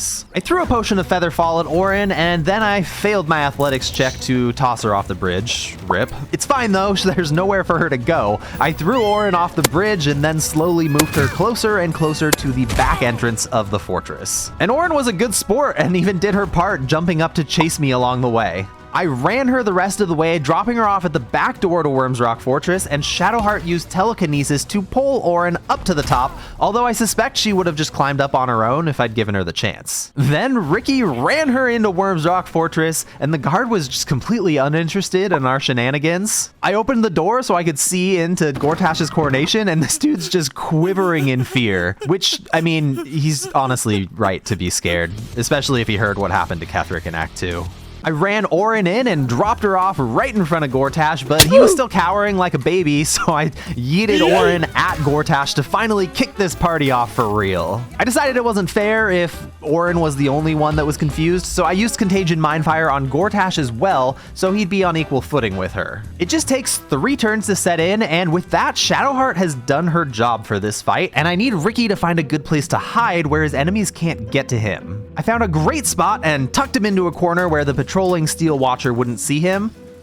Just barely, but it works. So from here, it was time to just hit end turn and see what happens. To my disappointment, Orin just stood around on her turn doing nothing. But I am not ready to give up just yet. Shadowheart needs to die so that my enemies don't have any other targets to focus on, and they just kind of ran around doing nothing for several turns, but after 3 turns, Gortash's Contagion finally finished setting in, and I literally put exclamation points in my notes because Gortash fired an attack at Orin. Of course, he missed the attack, so it was kind of anticlimactic, but Gortash has proven that he's capable of shooting at Orin, so now I just need to find a way to get Orin to attack him back. Gortash kept on taking shots at Orin, and if this keeps up, he will eventually drop her to 0 hit points. As much fun as it would have been for me to spend the next 8 hours watching enemies pass their turns, I decided it would be infinitely more fun to blow them all up, so I loaded Karlach up with over 3,000 pounds of explosives,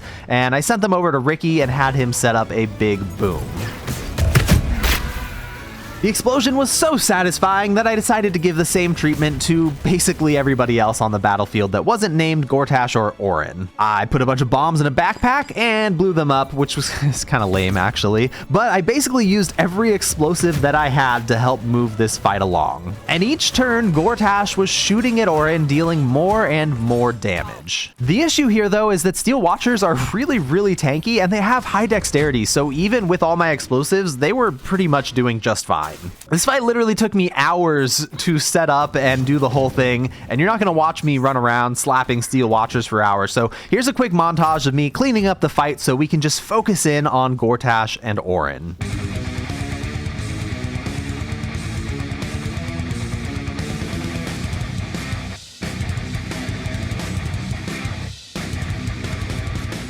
With the battlefield all cleaned up, my party joined the fight and Gortash has turned his attention towards us. And Orin was still doing nothing on her turn, but that is about to change. I turned Will and Ricky invisible and Shadowheart cast Sanctuary on herself, leaving my entire party untargetable. And finally, Orin has punched Gortash. I guess that maybe if Orin's only target is protected by Sanctuary, then she'll go up and punch Gortash in frustration. But this has been an extremely long battle and Shadowheart is like, she's out of spell slots. She used her last spell slot to cast Sanctuary again. And while I technically could leave combat, go respec at Withers, get all my spell slots back, it felt a little bit more authentic to play this out a different way. I brought my whole party into combat and I had Shadowheart run away because during the fight we had leveled up. And with this level up, I gained 1 more level 5 spell slot, and that is all I'm going to need. I cast Contagion Slimy Doom onto Gortash, and this guy's constitution is so bad that he'd literally need to roll 3 nat 20s in a row to resist it. Orin was reduced to 0 hit points from Ricky's throw, but she's not able to die at this point in the game. So we moved the fight into the hallway behind Gortash's throne,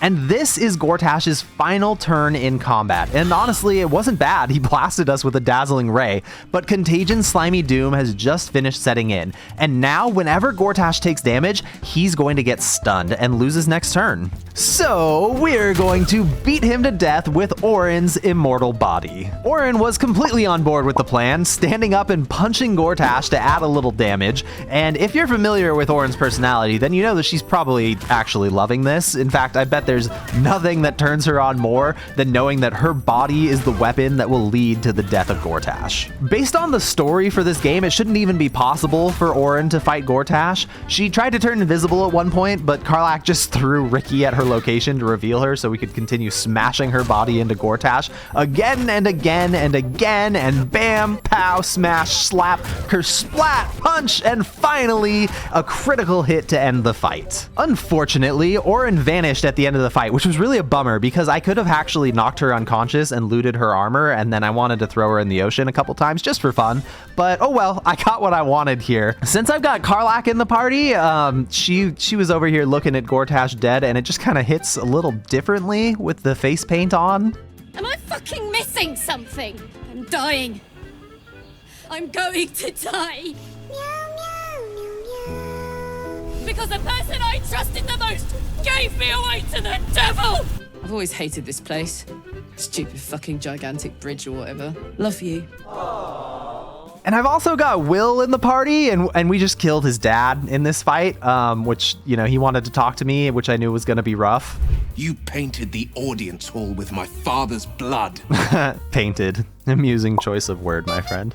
After that, Will and I needed to repair our relationship a little because that joke was in very poor taste. So we set out to defeat the great dragon Ansur together. I have Will built as a paladin so we can smite this mighty beast and take comfort in the large, satisfying damage numbers. Will engaged in a quick, a little inappropriate soul bond with the dragon before preparing for battle. Ricky's job here is to support Will in this fight, so I cast Planar Binding on the Water Myrmidon to take one enemy off the board, which was definitely the right call because the other one was giving Will a beating. And my Myrmidon went over and attacked Ansur and was retaliated on, and then Will got to work with his Divine Smite. Eventually, we killed the hostile Myrmidon, but poor positioning got Ricky attacked, losing concentration on the spell that was controlling the second elemental. So I decided that it was time to take the dragon off the board for a bit with a Glyph of Warding Sleep. While Ansur slept, Will finished off the second Myrmidon, leaving him free to turn his full attention towards the sleeping dragon, and Will has a 100% chance to hit with a guaranteed critical strike because of the sleep condition. Better yet, Ansur can't even retaliate with his legendary action Breath Attack when he's waking up from his nap, although he can retaliate if I decide to attack him again. So Ricky just put the dragon back to sleep, and Will woke him up with another critical hit for nearly 100 damage. Then I had Will use a silly exploit where if you cast Vow of Enmity on yourself, it gives you advantage on all attacks no matter who you're targeting. And Ricky just kept putting Ansur back to sleep over and over before he could start his turn, and Will kept waking him up with a critical hit smite, as well as sometimes a follow-up attack if I felt like it. Since Ricky's an Abjuration Wizard, casting Glyph of Warding over and over is building his stacks so that his Arcane Ward can protect Will from a ton of damage from these counterattacks. We kept it going another turn, casting Sleepy Time on the dragon, waking it up with a critical hit smite, but that was Will's last spell slot. Since Will always wakes the dragon up with a critical hit, he gets to make another attack as a bonus action thanks to the feat Great Weapon Master. And Ricky is stacked up to 20 on his Arcane Ward now, which reduces Ansur's damage by 20, and then it gets cut in half again because Will has lightning resistance from a ring that he's wearing. When Ricky finally got down to his last spell slot and put Ansur to sleep, Will had enough damage to drop the dragon to 0 hit points, activating his final defense mechanism, Stormheart Resolve. He's about to blast this entire arena, so we just ran to cover, let him blast the whole battlefield before Will charged back in to finish off this undead dragon for good. The weapon you can loot from Ansur is insanely strong, and I decided to let Will have a little fun with it to finish blowing off some steam. I mean, come on, his dad just died. Give him a break. He went back to the circus and spun Akabi's wheel, but this time we stole Akabi's mage hand ring that he uses to cheat the spin with, so Will won the jackpot. Possible. Then he just roamed around the jungle, butchering anything in his path, and claimed the legendary trident Nirulna as his prize. And I'm just about ready to head to the lower city, but since we killed Gortash immediately, all of Worm's Rock Fortress is hostile, and I hope you won't mind if I just take a moment to play like a sweaty power gamer and just butcher everything in sight.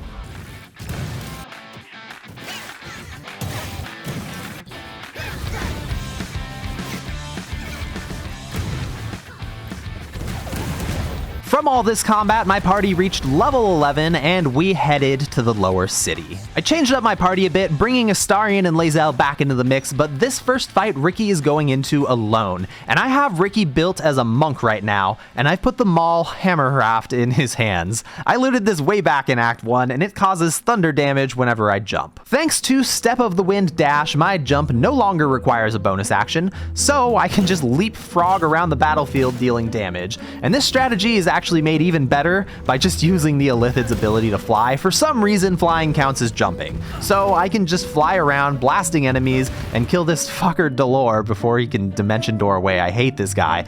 Look, I just hate him so much. I don't want to chase this guy, so I decided to use this completely busted strategy to just finish the fight without giving him a chance. I stand by it 1,000,000,000%. Hammerhaft is also pretty satisfying to use on low health enemies like rats, but after that I put it away for good and I prepared to fight some Githyanki with a very goofy hit and run strategy. Ricky's going to wipe these Githyanki out with just one item and a lot of cheese. The boots of very fast blinking that I won from the circus allow me to Misty Step anytime I want, but it leaves all my clothes behind. So I just didn't bring any clothes with me in the first place. With Shadow Step, my monk can teleport from one shadow to another, so I've actually got multiple teleportation abilities to use against these Githyanki. So all I've got to do is butcher a Githyanki, then use my insanely high mobility to teleport away and just leave the area through the door. Plus, I just leveled up to 12 because I might have slaughtered most of the Steel Watchers in the city off camera just for fun, so I slaughtered the other portal channeling Githyanki, then teleported back to safety, and I just kept killing Githyanki until all the weak ones were dead, and I escaped and short rested to top off my key points. For some reason, these Githyanki stubbornly remained neutral, so I talked to them to get them to be permanently hostile, and now that they're hostile, I can surprise them with attacks from sneak mode. This gives me an extra turn to attack before I need to escape, and I used it to drop all the remaining Githyanki except for the strongest one. I made my escape for the final time before returning to start pounding away at that last enemy, and they are very tanky, especially since they can parry one of my attacks, so I just kept using teleportation to flee over to the doorway and end my turn. They used their entire turn to chase after me, and I punched them twice before teleporting super far yet again, and after doing this a couple more times, I won the battle without ever really giving my opponents a chance to fight back. Ricky's going to take on one more fight by himself, but not as a monk anymore. If you watched my Act 2 video, you know that I used Death Ward in a silly way to get all my action points back multiple times in a turn to kill the Shambling Mound. However, I have since evolved the strategy to be a god tier exploit that grants me infinite action points. I do need at least one ally in this fight though, so I summoned Shovel to accompany me. Call me when the fisting starts. Alright, but first I need you to drink this Elixir of Vigilance, okay? Shovel's initiative is at +8, and Ricky is also at +8, which is perfect. Ricky drank his own elixir, but he chose to go with Bloodlust, and then he used Transfuse Health over and over until he was down to just 1 HP. I equipped a bunch of powerful spells, and Shovel and I are ready to fist the entire Murder Tribunal with the power of death and stripping. First up was going to be these 3 Death Knights, and the key to this strategy is an exploit using the Illithid power Freecast. It lets me cast spells without using a spell slot. So I cast Death Ward, which is going to bring me back to life if I die, and the only equipment that Ricky is using in this fight is the Ritual Dagger, which allows him to damage himself as a bonus action. So whenever I kill myself with Blood Sacrifice, Death Ward brings me back with all of my action points refreshed, plus my Elixir of Bloodlust even gave me an extra action point for getting a kill on my turn, even though it was me that I killed. It also gave me 5 temporary health, which is really irritating for this strategy, and for reasons that I can't even begin to explain, taking off my clothes refreshes the cooldown of Freecast, allowing me to cast Death Ward again without using a spell slot. Then I can just take off my shoes to Freecast again and kill myself with Cloud of Daggers, which has enough damage to cut through the 5 temporary health I gained from the Elixir of Bloodlust. This once again brings me back to life with all of my action points refreshed, and I put a Potion of Speed on the ground and let Shovel attack it, which is bringing Ricky up to 3 action points now. With all these action points, I can use one action to just put some clothes back on, which also refreshes free cast, and I can use Death Ward again, and I can kill myself and come back with all 3 action points fully refreshed. I can do this infinitely. I have infinite action points. And in a turn-based game, there's really nothing more powerful than infinite action points. There is literally nothing these Death Knights can do to stop me. I can cast Chain Lightning on them as many times as I want, and I can end the entire battle before they can make a move. In fact, the only moves they made were just getting knocked around by my lightning spells because I chose to be a Tempest Cleric because I thought it would be fun to knock people around with lightning. So I headed on into the Murder Tribunal to tell Sarevok about my overpowered strategy. Except here's the deal, I can't resist overpowered items, so I had to become an unholy assassin first. I obliterated Valyria and was bathed in blood, reborn as an unholy assassin, and I shoved all the best loot the merchant had into a pouch and exploited it over into my own pouch. Then I told Sarevok the bad news. It's time to die. He drew his sword as if that's going to help, and it is time to start the fisting. When I discovered that this strategy worked, I liked it so much that I actually had to go and make a standalone video about it before finishing my ridiculous strategy series. Because it was just too good. It was really fun basing the entire playthrough around the evolution of that exploit throughout the game. But as fun as this strategy is, this is a ridiculous strategies video that has a lot of extremely exciting strategies still on the way. And that means that my Ritual Dagger's role in this video came to an end when Sarevok was slain. What a way to go though. 1 second you're alive and the next you're halfway across the room dead while some asshole sits on your throne. Now, of all the strategies in this video, the most surprising outcome was facing off against Lorroakin. Something interesting about Lorroakin is that he's not actually a very powerful wizard. The only thing that makes him strong in this fight is his elemental allies and the elemental retort ability that they give him. So I decided to build a tower of crates because I have a very wacky strategy to try, but what actually ended up happening was far better than I could have predicted. Once my tower of crates was basically at the ceiling, I prepared to throw my Poo Scraper dagger at Lorroakin, which is going to force him to switch places with me thanks to the dark displacement gloves that I bought from Popper at the circus. When Lorroakin was standing at a spot Lae'zel had a clear line of sight to, I attacked, and amusingly, Lae'zel was actually too high to get into the combat, so I walked her down a little bit to get back into combat and then sent her back up to the top of the Tower of Crates. Then I had Astarion throw a potion of speed at Lorroakin, and I did not expect this to trigger Lorroakin's elemental retort, but thankfully Astarion just barely survived. Then I threw another potion of speed to make Lorroakin lethargic. He can't use actions, bonus actions, or reactions anymore, and he's also going to automatically fail any dexterity saving throws. I sent Astarion up the box tower because he has one more job before he can end his turn. Then Lae'zel chucked the Poo Scraper dagger, which forced Lorroakin to swap places with me, and this is where things went differently than expected. My strategy for this fight was that I was gonna drop Lorroakin from the sky, dealing massive fall damage. But when Astarion picked up the box Lorroakin was standing on, nothing happened. He's literally just floating there, and I genuinely thought he would fall. I was even going to Misty Step back up to the top with Lae'zel and swap with him again to drop him twice in one turn. I tried shooting him with Lae'zel's bow to see if that would just like knock him loose somehow, but no, he's just floating there. So Lae'zel turned invisible to hide out while I tried to decide what to do from here, and Astarion got downed. This guy's just floating. So I thought, what happens when he takes his turn? Maybe he's gonna fall then. But he didn't. He cast Mirror Image and then just ended his turn. So I decided to throw my Poo Scraper at him again to see what happens, and now Lae'zel is floating in the sky. Like she's just up in the sky, floating. So I did the most logical thing that I could. I used my bow to shoot down the Tower of Crates, so now absolutely nothing can get anywhere near me. Then I threw my Nirulna Trident at a Water Myrmidon, but it saved on the dexterity saving throw, so we didn't swap places, and Crank shot at me twice and Lorroakin cast a spell on me, so I decided that I should probably put some armor on and prepare for a very different fight than the one that I was prepared for. I put on the Armor of Persistence so that Lae'zel would be super tanky, and Crank missed his next 2 attacks. Strangely, one of the elementals healed Astarion, who was immediately fireballed back down by Lorroakin, and this destroyed all the remaining crates. The elementals don't seem to have anything with enough range to even attack me, so I decided to take down Crank first. I threw my trident to swap myself down, and then I threw it up again to swap back up to the top, and I was kind of in shock while this whole fight was happening happening, but I kind of snapped out of it right here, and I realized that I should stop throwing weapons because I might lose my high ground if I'm not able to get them to fail a dexterity saving throw. If I wasn't in shock and I was thinking more clearly, I would have just taken off the gloves, but I was really bewildered and I had no idea how I wanted to play this fight.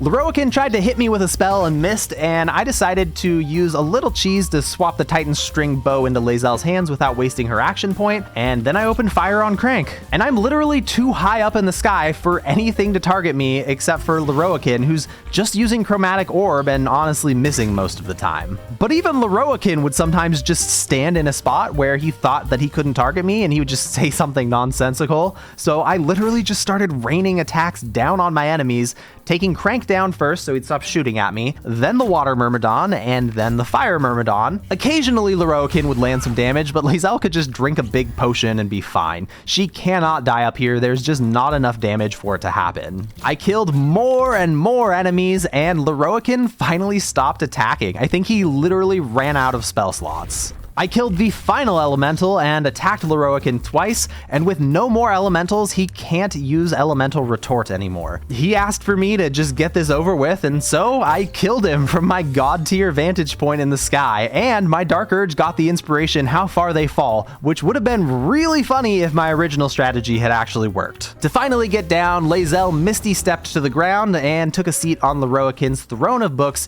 having earned it with her ridiculously overpowered combat strategy.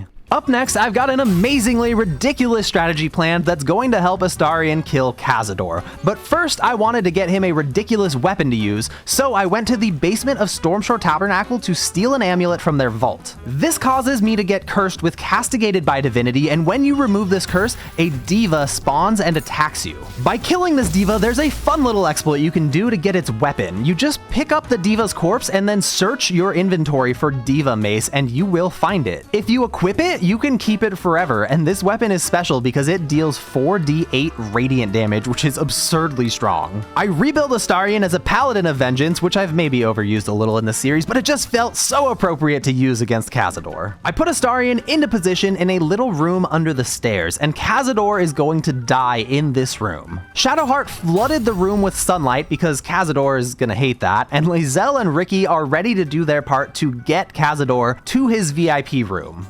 Normally, Cazador kidnaps Astarion when this fight starts, but I'm gonna go ahead and play the Uno reverse card and kidnap Cazador. Lae'zel started the battle attacking before listening to too much nonsense from this guy, and she drank a potion of speed and picked up Cazador and ran him over towards Ricky. Then Ricky cast Arcane Gate, which creates a portal that anybody can travel through to teleport. And what's fun about Arcane Gate is that characters will auto path through it, which means I can pick up Cazador and use him as an improvised weapon to travel a massive distance with almost no movement speed. Then I just ran Cazador the rest of the way over to Astarion and slammed him down. Ricky followed through the Arcane Gate and then just stopped concentrating on it so nothing else can use it to follow us. Kidnapping complete. Mission accomplished. Cazador hates sunlight, and he's gonna take 20 radiant damage whenever starting his turn in it. And I don't really know what knocked Cazador prone here, to be honest, but I landed a critical hit right after and then smashed him 3 more times to bring this guy down to 109 HP before he could even take a turn. Of course, when he did take his turn, it started with 20 radiant damage from the Daylight spell. And then he cast an unimpressive spell on Astarion, and his forces are just trying to dash over here, but they're not gonna make it in time. Astarion delivered a devastating beatdown, tragically leaving Cazador at 3 hit points so he didn't get the final blow. The Daylight spell finished Cazador off in the second round of combat while his forces were barely getting to halfway here. And that's a wrap on this fight, that's all it takes. Cazador, he who has kidnapped 7,000 souls, met his end when he was kidnapped and beaten to death in less than 12 seconds of combat time. I decided to talk Astarion out of ascending because he doesn't need that in his life, you know, he needs to just relax and party. Speaking of partying, my entire next battle is going to feature an extremely drunk Karlach. I have created a full build that synergizes with the drunk status effect, with my weapon gaining advantage and a Thunder Blast, my cloth armor giving me temporary hit points at the start of my turn, and my amulet keeping me drunk longer and healing me. We stopped by the guild hall to purchase a massive amount of alcohol, and then we went to the bank because it's always a good idea to get shit-faced when you're at the bank. Deep in the bank, we had ourselves a hero's feast, and Karlach said she bet she could clear the entire bank battle herself. Everybody else was like, all right, do it then. And Karlach said, okay, buff me up, fam, and received a massive amount of magical buffs. Then she got absolutely trashed before heading into the vaults to deal with the disturbance. Minsk was in here and bust out of a mimic like a total badass before heading out, and now my drunk wild magic barbarian Karlach is going to drunkenly leap around this bank until she's officially saved the day. As a wild magic barbarian, anytime I take damage, I will get a new wild magic effect, which I just think is hilarious for a drunk barbarian build, and my boots let me leap around aggressively, potentially knocking people prone when I land by them. The helmet I'm wearing lets me use menacing attack once per turn to frighten enemies, and if they are knocked prone and frightened at the same time, they completely lose their turns until the frightened effect ends. But Karlach is wasted, and you can't expect her to focus long enough to finish her enemies off, so she just wandered away and dropped a devastating attack on another enemy before staggering off in a different direction. The head banker didn't make it, probably because his only defender was totally sloshed, and Karlach refuses to sober up now. She kept pounding people to knock them prone and frightened them into staying down. My unpredictable drunken movements make it nearly impossible to hit me. But I wasn't really the best defender of the guards, and they all died except one. But maybe I can save this last guard. I obliterated a Reaper and swung at another guy on the ground, and the last surviving guard told me that this was my last warning. They're not going to tolerate these types of drunken shenanigans in their bank. The guard tried to get away from the crazy drunk that was just leaving thunder in her wake, but I'm going to go where the enemies go. So I tried to use my wild magic surge to shoot a bolt of light from my chest, but my enemy succeeded in their saving throw against the attempt, so I obliterated them with my club, and it seems that the guard has now turned on me. Which means that they're fair game to pick up and smash into an invoker of Baal. I did shut the vault door to try and keep them from getting stabbed to death though. When I opened the door back up next turn, there was an enemy just outside, so I leaped to knock them prone and pounded a deep-seated fear of wine into them before yeeting them into the vault with the guard and shutting the door. And then I just kinda wandered off. My enemies thought they could hide from me with invisibility, but they underestimated the power of drunken innovation. I smacked the bank guard, dealing thunder damage to the invisible enemies to reveal them, so I can now scare the shit out of them with menacing attack. I took a hit and got a magic wild surge that sprouted vines all around me, and I'm basically still at full health. I drank some Baldur's grape to top off my health and keep my buzz going before carrying the guard back into the action and slapping them to reveal my enemies again. You just can't hide from my drunken thunder waves. With a little wild magic, I teleported away and attacked a candle to reveal another invisible enemy, and these guys are super determined to hide from me, but it literally just won't work. After that, I moved a chair over, smashed it to pieces to reveal the Reaper, and annihilate them. Then I leapt back over to knock another dude prone, frighten him, yeeted him across the room to kill an invisible guy, took some damage, triggering another wild magic surge that retaliates on anybody that hits me, and this guy took some force damage from that before turning invisible, so I just dragged another chair over to reveal him and smash him to finally end this battle. When Karlach sobered up, she looked around to see that everybody in the bank was super dead, but hey, she won the bet by clearing this place out by herself while completely wasted. We kept the party going for just a little while longer with a fully alcoholic long rest, and everybody was hungover as fuck in the morning. Jaheira was not impressed with Karlach's ability to save the guards in the bank, and today we're going to rescue Minsk, so we went ahead and put Astarion on the team for a little bit of a sneakier touch. High-level rogues are really good at succeeding on ability checks thanks to reliable talent, and we are going to use greater invisibility to clear out everybody but Minsk from the next area. Unless, of course, Jaheira can manage to reason with him and solve this diplomatically. Flop all you wish, little fish. But Minsk has caught you. Negotiations have broken down and the diplomatic option has failed. Plan B it is. Greater invisibility doesn't get removed when you attack as long as you succeed on a stealth check, and Astarion is not going to fail. My enemies can look for me all they want, but they aren't going to find me. That being said, the difficulty class for these stealth checks keeps going up. It's at 18 now, which is an easy pass. I rolled a 32 on it. But after another murder, the skill checks made their way up to 21. So I just went ahead and had Jaheira use Pass Without Trace to add +10 to my stealth checks to make sure that I can't fail. I managed to kill Roa Moonglow just barely before my greater invisibility ran out of time, and Astarion ran back over to Ricky to get a fresh spell, which also resets the difficulty class on the stealth checks. This is no longer a turn-based game. I can just massacre my enemies in real time. Although turn-based mode does still make it a lot easier to aim my shots on enemies when they're running away. The difficulty check was up to 25 and I rolled a 45 to pass it. I am in zero danger of being found out. I finished killing the last of my enemies, saving the fake Jaheira for last, and my final stealth check was up to a difficulty class 29 and I rolled a 42. I took a shot at Minsk to soften him up, which wiped out half his health, and then I turned on non-lethal strikes and Astarion knocked Minsk unconscious with a critical hit. Interestingly, my tactics bugged the game out a little bit and Minsk didn't run off to find Boo like he's supposed to, and I tried shoving him to get him back on task, but he didn't like that at all and attacked. So I turned my whole party invisible to disengage that fight, and finally it seemed to work. Minsk ran off to look for Boo, and good thing too, because Boo is an essential part of our next combat strategy. Minsk has officially joined the party. The Zhentarim are making a move on the guild hall, and this fight isn't really challenging. In fact, Nine Fingers is an absolute beast of a soldier that doesn't need any help. But this is about getting justice, and Boo will stop at nothing to get it, just as soon as we find some help smashing down this door. I had Minsk built as a beast companion ranger, so he summoned a bear to help Boo out with this door, and then Boo rushed into combat, opening strong with a critical hit. But just like that, we're out of action points. Surely this isn't the end of Boo's counterattack. Minsk decided to take a quick nap with a potion of angelic reprieve. After all, he always comes up with his best ideas while napping, and taking a nap like this resets the cooldown on his Summon Boo ability as well as his Summon Beast Companion ability. Now Boo can charge back into the fight and attack again.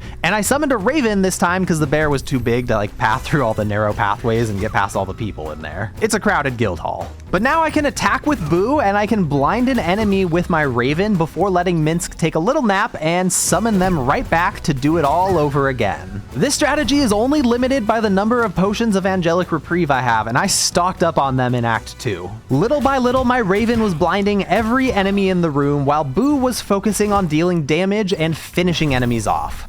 With every single enemy in the room blinded before they could even take their turn, it is now experiment time. Because they're all blinded, I can run all the way up to here before I even get put into combat with anybody, which means I can jump my larger beast companions into the fight, and my bear can disarm enemies when it lands an attack. And I wasn't really sure where I wanted to take the fight from here, but using a boar summon to charge into this nice line of Zhentarim was pretty fun. I decided to run Minsk down onto the battlefield so I could summon creatures a little bit closer to the action, and it worked great at first. But I made a little mistake and accidentally got Minsk into combat. I think it's because I got too close to my own companions that were in the fight, so it pulled everybody into combat. So I guess the infinite companion summon fun is over now, and I decided to just clean house, attacking in whatever way I felt like it to wipe out everything in the room as quickly as possible. Nine Fingers landed the final blow, bringing this battle to a very swift end with 0 damage being dealt to my party or the guild hall members. With Shadowheart leading the way, we made our way over to the House of Grief, and after micromanaging summons for a whole fight, we're ready to take the easy way out on this one. I didn't want to keep listening to Viconia and just attacked her to shut her up, and then Karlach created a wall of thorns and Lae'zel created another. Shadowheart created a blade barrier and Ricky lit the whole thing up with a wall of fire. I didn't know if they would be able to get through my plus sign of death, but it was time to find out. All right, let's see if they try to run through. Oh my god, they just got deleted. All right, looks like this is going to work out great for me. Anybody that tried to approach was ripped to shreds, and anybody that made it past was just yanked back into it with a black hole. There was just no way for them to fight me against this much area spam, and I watched them fall one after another. Viconia was freaking out, probably because she realized how completely fucked she is right now, and that's it. She died. The House of Grief has officially been conquered. And the House of Hope is up next. Once inside the House of Hope, I made my way to the boudoir to face off against Harlip, which is Raphael's incubus. But I decided I might as well kill 2 birds with 1 stone in a manner of speaking, so before the battle could even really get underway,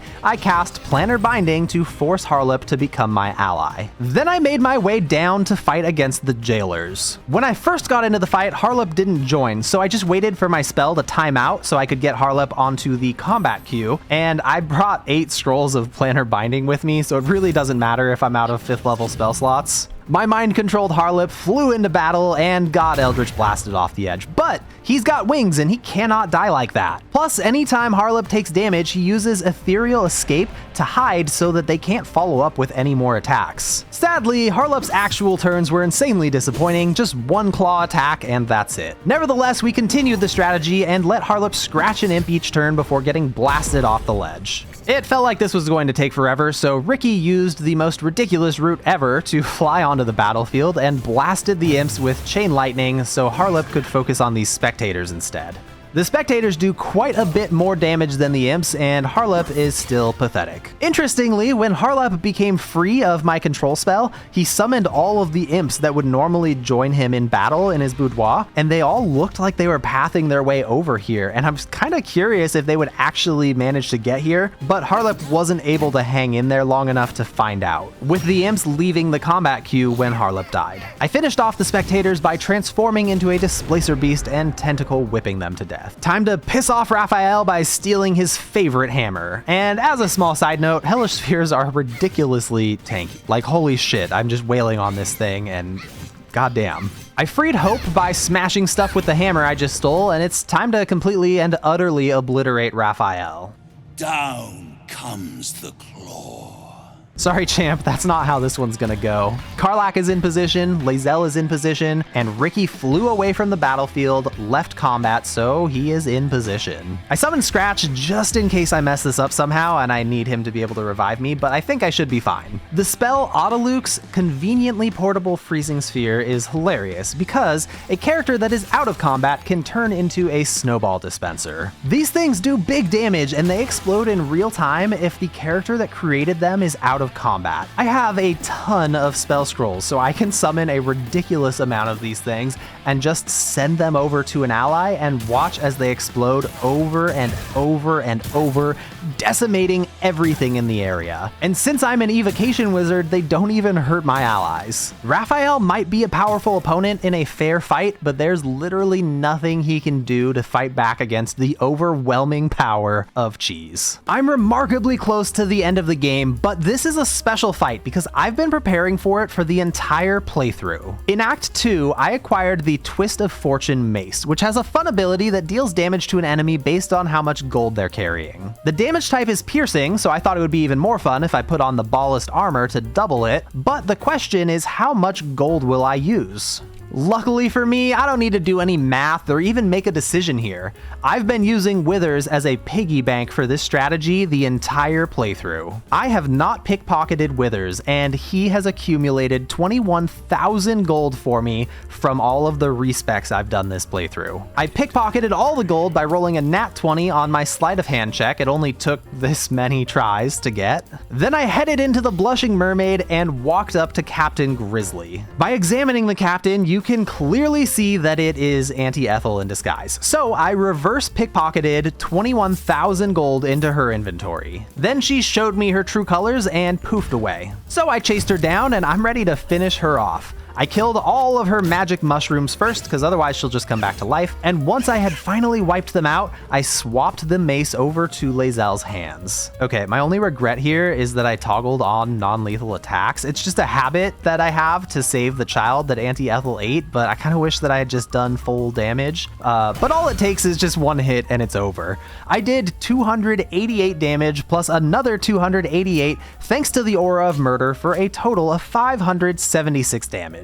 And it's all thanks to the best piggy bank in the world, good old Withers. I appreciate you, buddy. Ricky is ready to end this thing, and all we have to do is kill Orin and then go to the Netherbrain. Ricky's gonna be taking this fight on alone, and I'm heavily outnumbered, but it's not going to matter. I am built as a level 12 Way of the Open Hand monk, which means that after each long rest, I get Tranquility, which grants me Sanctuary. Enemies can't target me directly, and this Sanctuary is permanent until I attack. I flew down to Orin Orin and she immediately started butchering her allies because she is still stricken with Mindfire and befuddled, so she's just attacking whatever she can. I am not an eligible target due to my Sanctuary effect. Each turn, Orin gains the Boon of Ball, which basically just gives her 12 stacks of, oh, look at me, I barely take any damage and I can't get pushed around at all. But again, it's not going to matter. She is going to take care of this problem for me. She started off by butchering her normal allies, but she is even able to take down the Reapers of Ball despite the fact that they also have Sanctuary protecting them. I don't really know why she's able to target them and not me, but I don't need to know. When she finishes killing all these Reapers, she won't be able to gain unstoppable stacks anymore,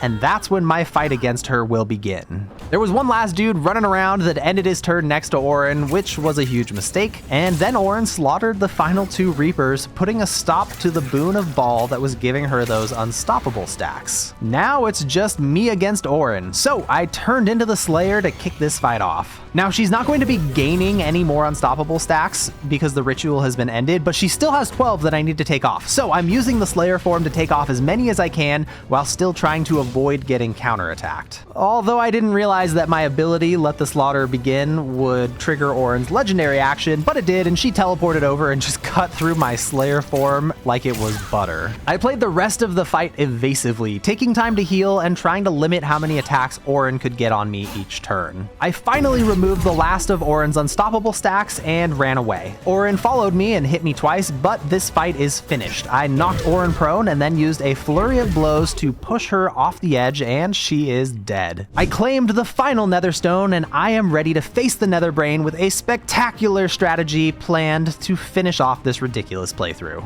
Now, I wasn't expecting this. I didn't even use inspiration or anything, but I literally got a critical success to dominate the brain. It's not going to matter one way or another, but it still felt good. I decided to free Orpheus rather than side with the Emperor, and Ricky transformed into a full Illithid, and we are ready to liberate this city once and for all. My allies are here to support me in the final battle. I have Daemon, an Owlbear, Floric, Wobrin, Bongle, Mole, Volo, Zevlor, Nine Fingers, Olma, Halsin, and Jaheira.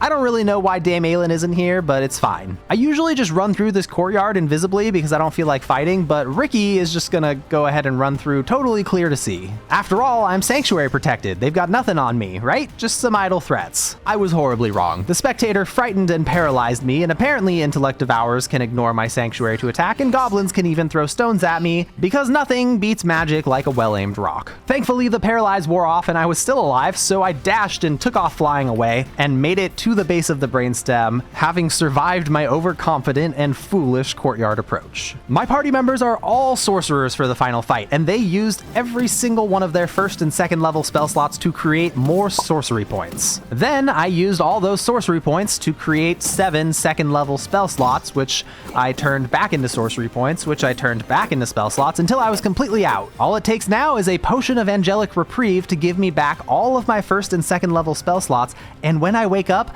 I now have 23 second level spell slots. I converted all those back into sorcery points and took another nap, and with just 2 potions of angelic reprieve, I'm at 52 sorcery points and 23 second level spell slots. I have 10 more potions of angelic reprieve per character, but I don't need that many. Instead, I just brought each party member up to 99 sorcery points, so they'll be fully ready for the final fight and can use as much meta magic as they want. There's a dominated red dragon in my path with the Emperor on its back looking like a real piece of shit, and he thinks he's a badass telling us he knows our weaknesses, but he's just an idiot. I started the fight by grouping up in a diamond and putting a potion of speed on the ground, then Orpheus punched it to break it open on my party, but it did miss Shadowheart, so I just used another one and Orpheus threw it to haste Shadowheart and himself. Then I cast Globe of Invulnerability and moved inside. With a Sorcerer's Meta Magic Quicken spell, I can cast a spell as a bonus action, so Shadowheart cast Chain Lightning to blast the Emperor, and then with Meta Magic Twin spell, I can double cast a Scroll of Disintegrate on the dragon and the Emperor at the same time. But let's make this dragon a little easier to hit, shall we? Karlach used True Strike, which inflicted Encrusted with Frost, so the dragon would lose the advantage that it had on dexterity saving throws, plus it added 2 stacks of Reverberation, so this big boy has a -2 on dexterity saving throws. Now it only has a +4 on its dexterity saving throws, so it should be really easy to hit this thing and kill it it in one turn. Shadowheart fully disintegrated the Emperor and damaged the dragon, and after a couple more chain lightnings from spell slots and scrolls, the dragon was dead before it could make a move. Then I just went and called in literally every single ally that I had at my disposal, and they started swinging and had an all-out brawl on top of this Netherbrain. We had a dragon breathing a wall of fire, an owlbear friend, and the whole fight had far too much going on to comment on all of it. Basically, the story here is that we have the enemy outnumbered because it's just allies littered across the entire battlefield. Ricky used Karsus Compulsion on the Crown, finally breaking his Sanctuary effect, and the final Mind Flayer flew down into the fray and got bombed pretty hard before getting fucking obliterated. We entered the final battlefield against the Netherbrain, ready to use our final ridiculous strategy. Ricky used his action point to equip Kethric's shield, which gives me advantage on dexterity saving throws, and I'm hoping it's gonna be enough to survive. My allies all Misty stepped down to the Netherbrain so that I could use this one last ridiculous strategy, and we'll all be here together. Karlach is carrying a lot of weight right now. She's literally filled to the brim with fireworks. Most of the time when people kill the Netherbrain with fireworks, they stand at a safe distance when blowing it up. Not in this playthrough though. I'm going to roll the dice, literally, and see if my monk can succeed enough saving throws to survive the very same explosion that kills the Netherbrain. So yeah, here it is. I've got my my crooked wand of fireballs, and I guess I'll see you on the other side. Okay, my game is very frozen right now. It looks like Shadowheart and Lae'zel are already dead. There we go. Hell yeah, we did it. We survived. We survived the same explosion as the Netherbrain. Fuck yeah. Ricky doesn't want to rule the world. That sounds pretty boring, to be honest. The Netherbrain met its end with a fireworks show for the whole town to see. I hope you enjoyed all of my ridiculous strategies. I want to try this style of video and playthrough in some other games, so if you know of another game that would be a good fit, please let me know in the comments section. Ideally, it would be a game that gives me the freedom to approach combat creatively and also lets me respec my characters easily and often. If you want to check out another one of my ridiculous strategies videos, click here. Thanks so much for watching, and I will see you next time.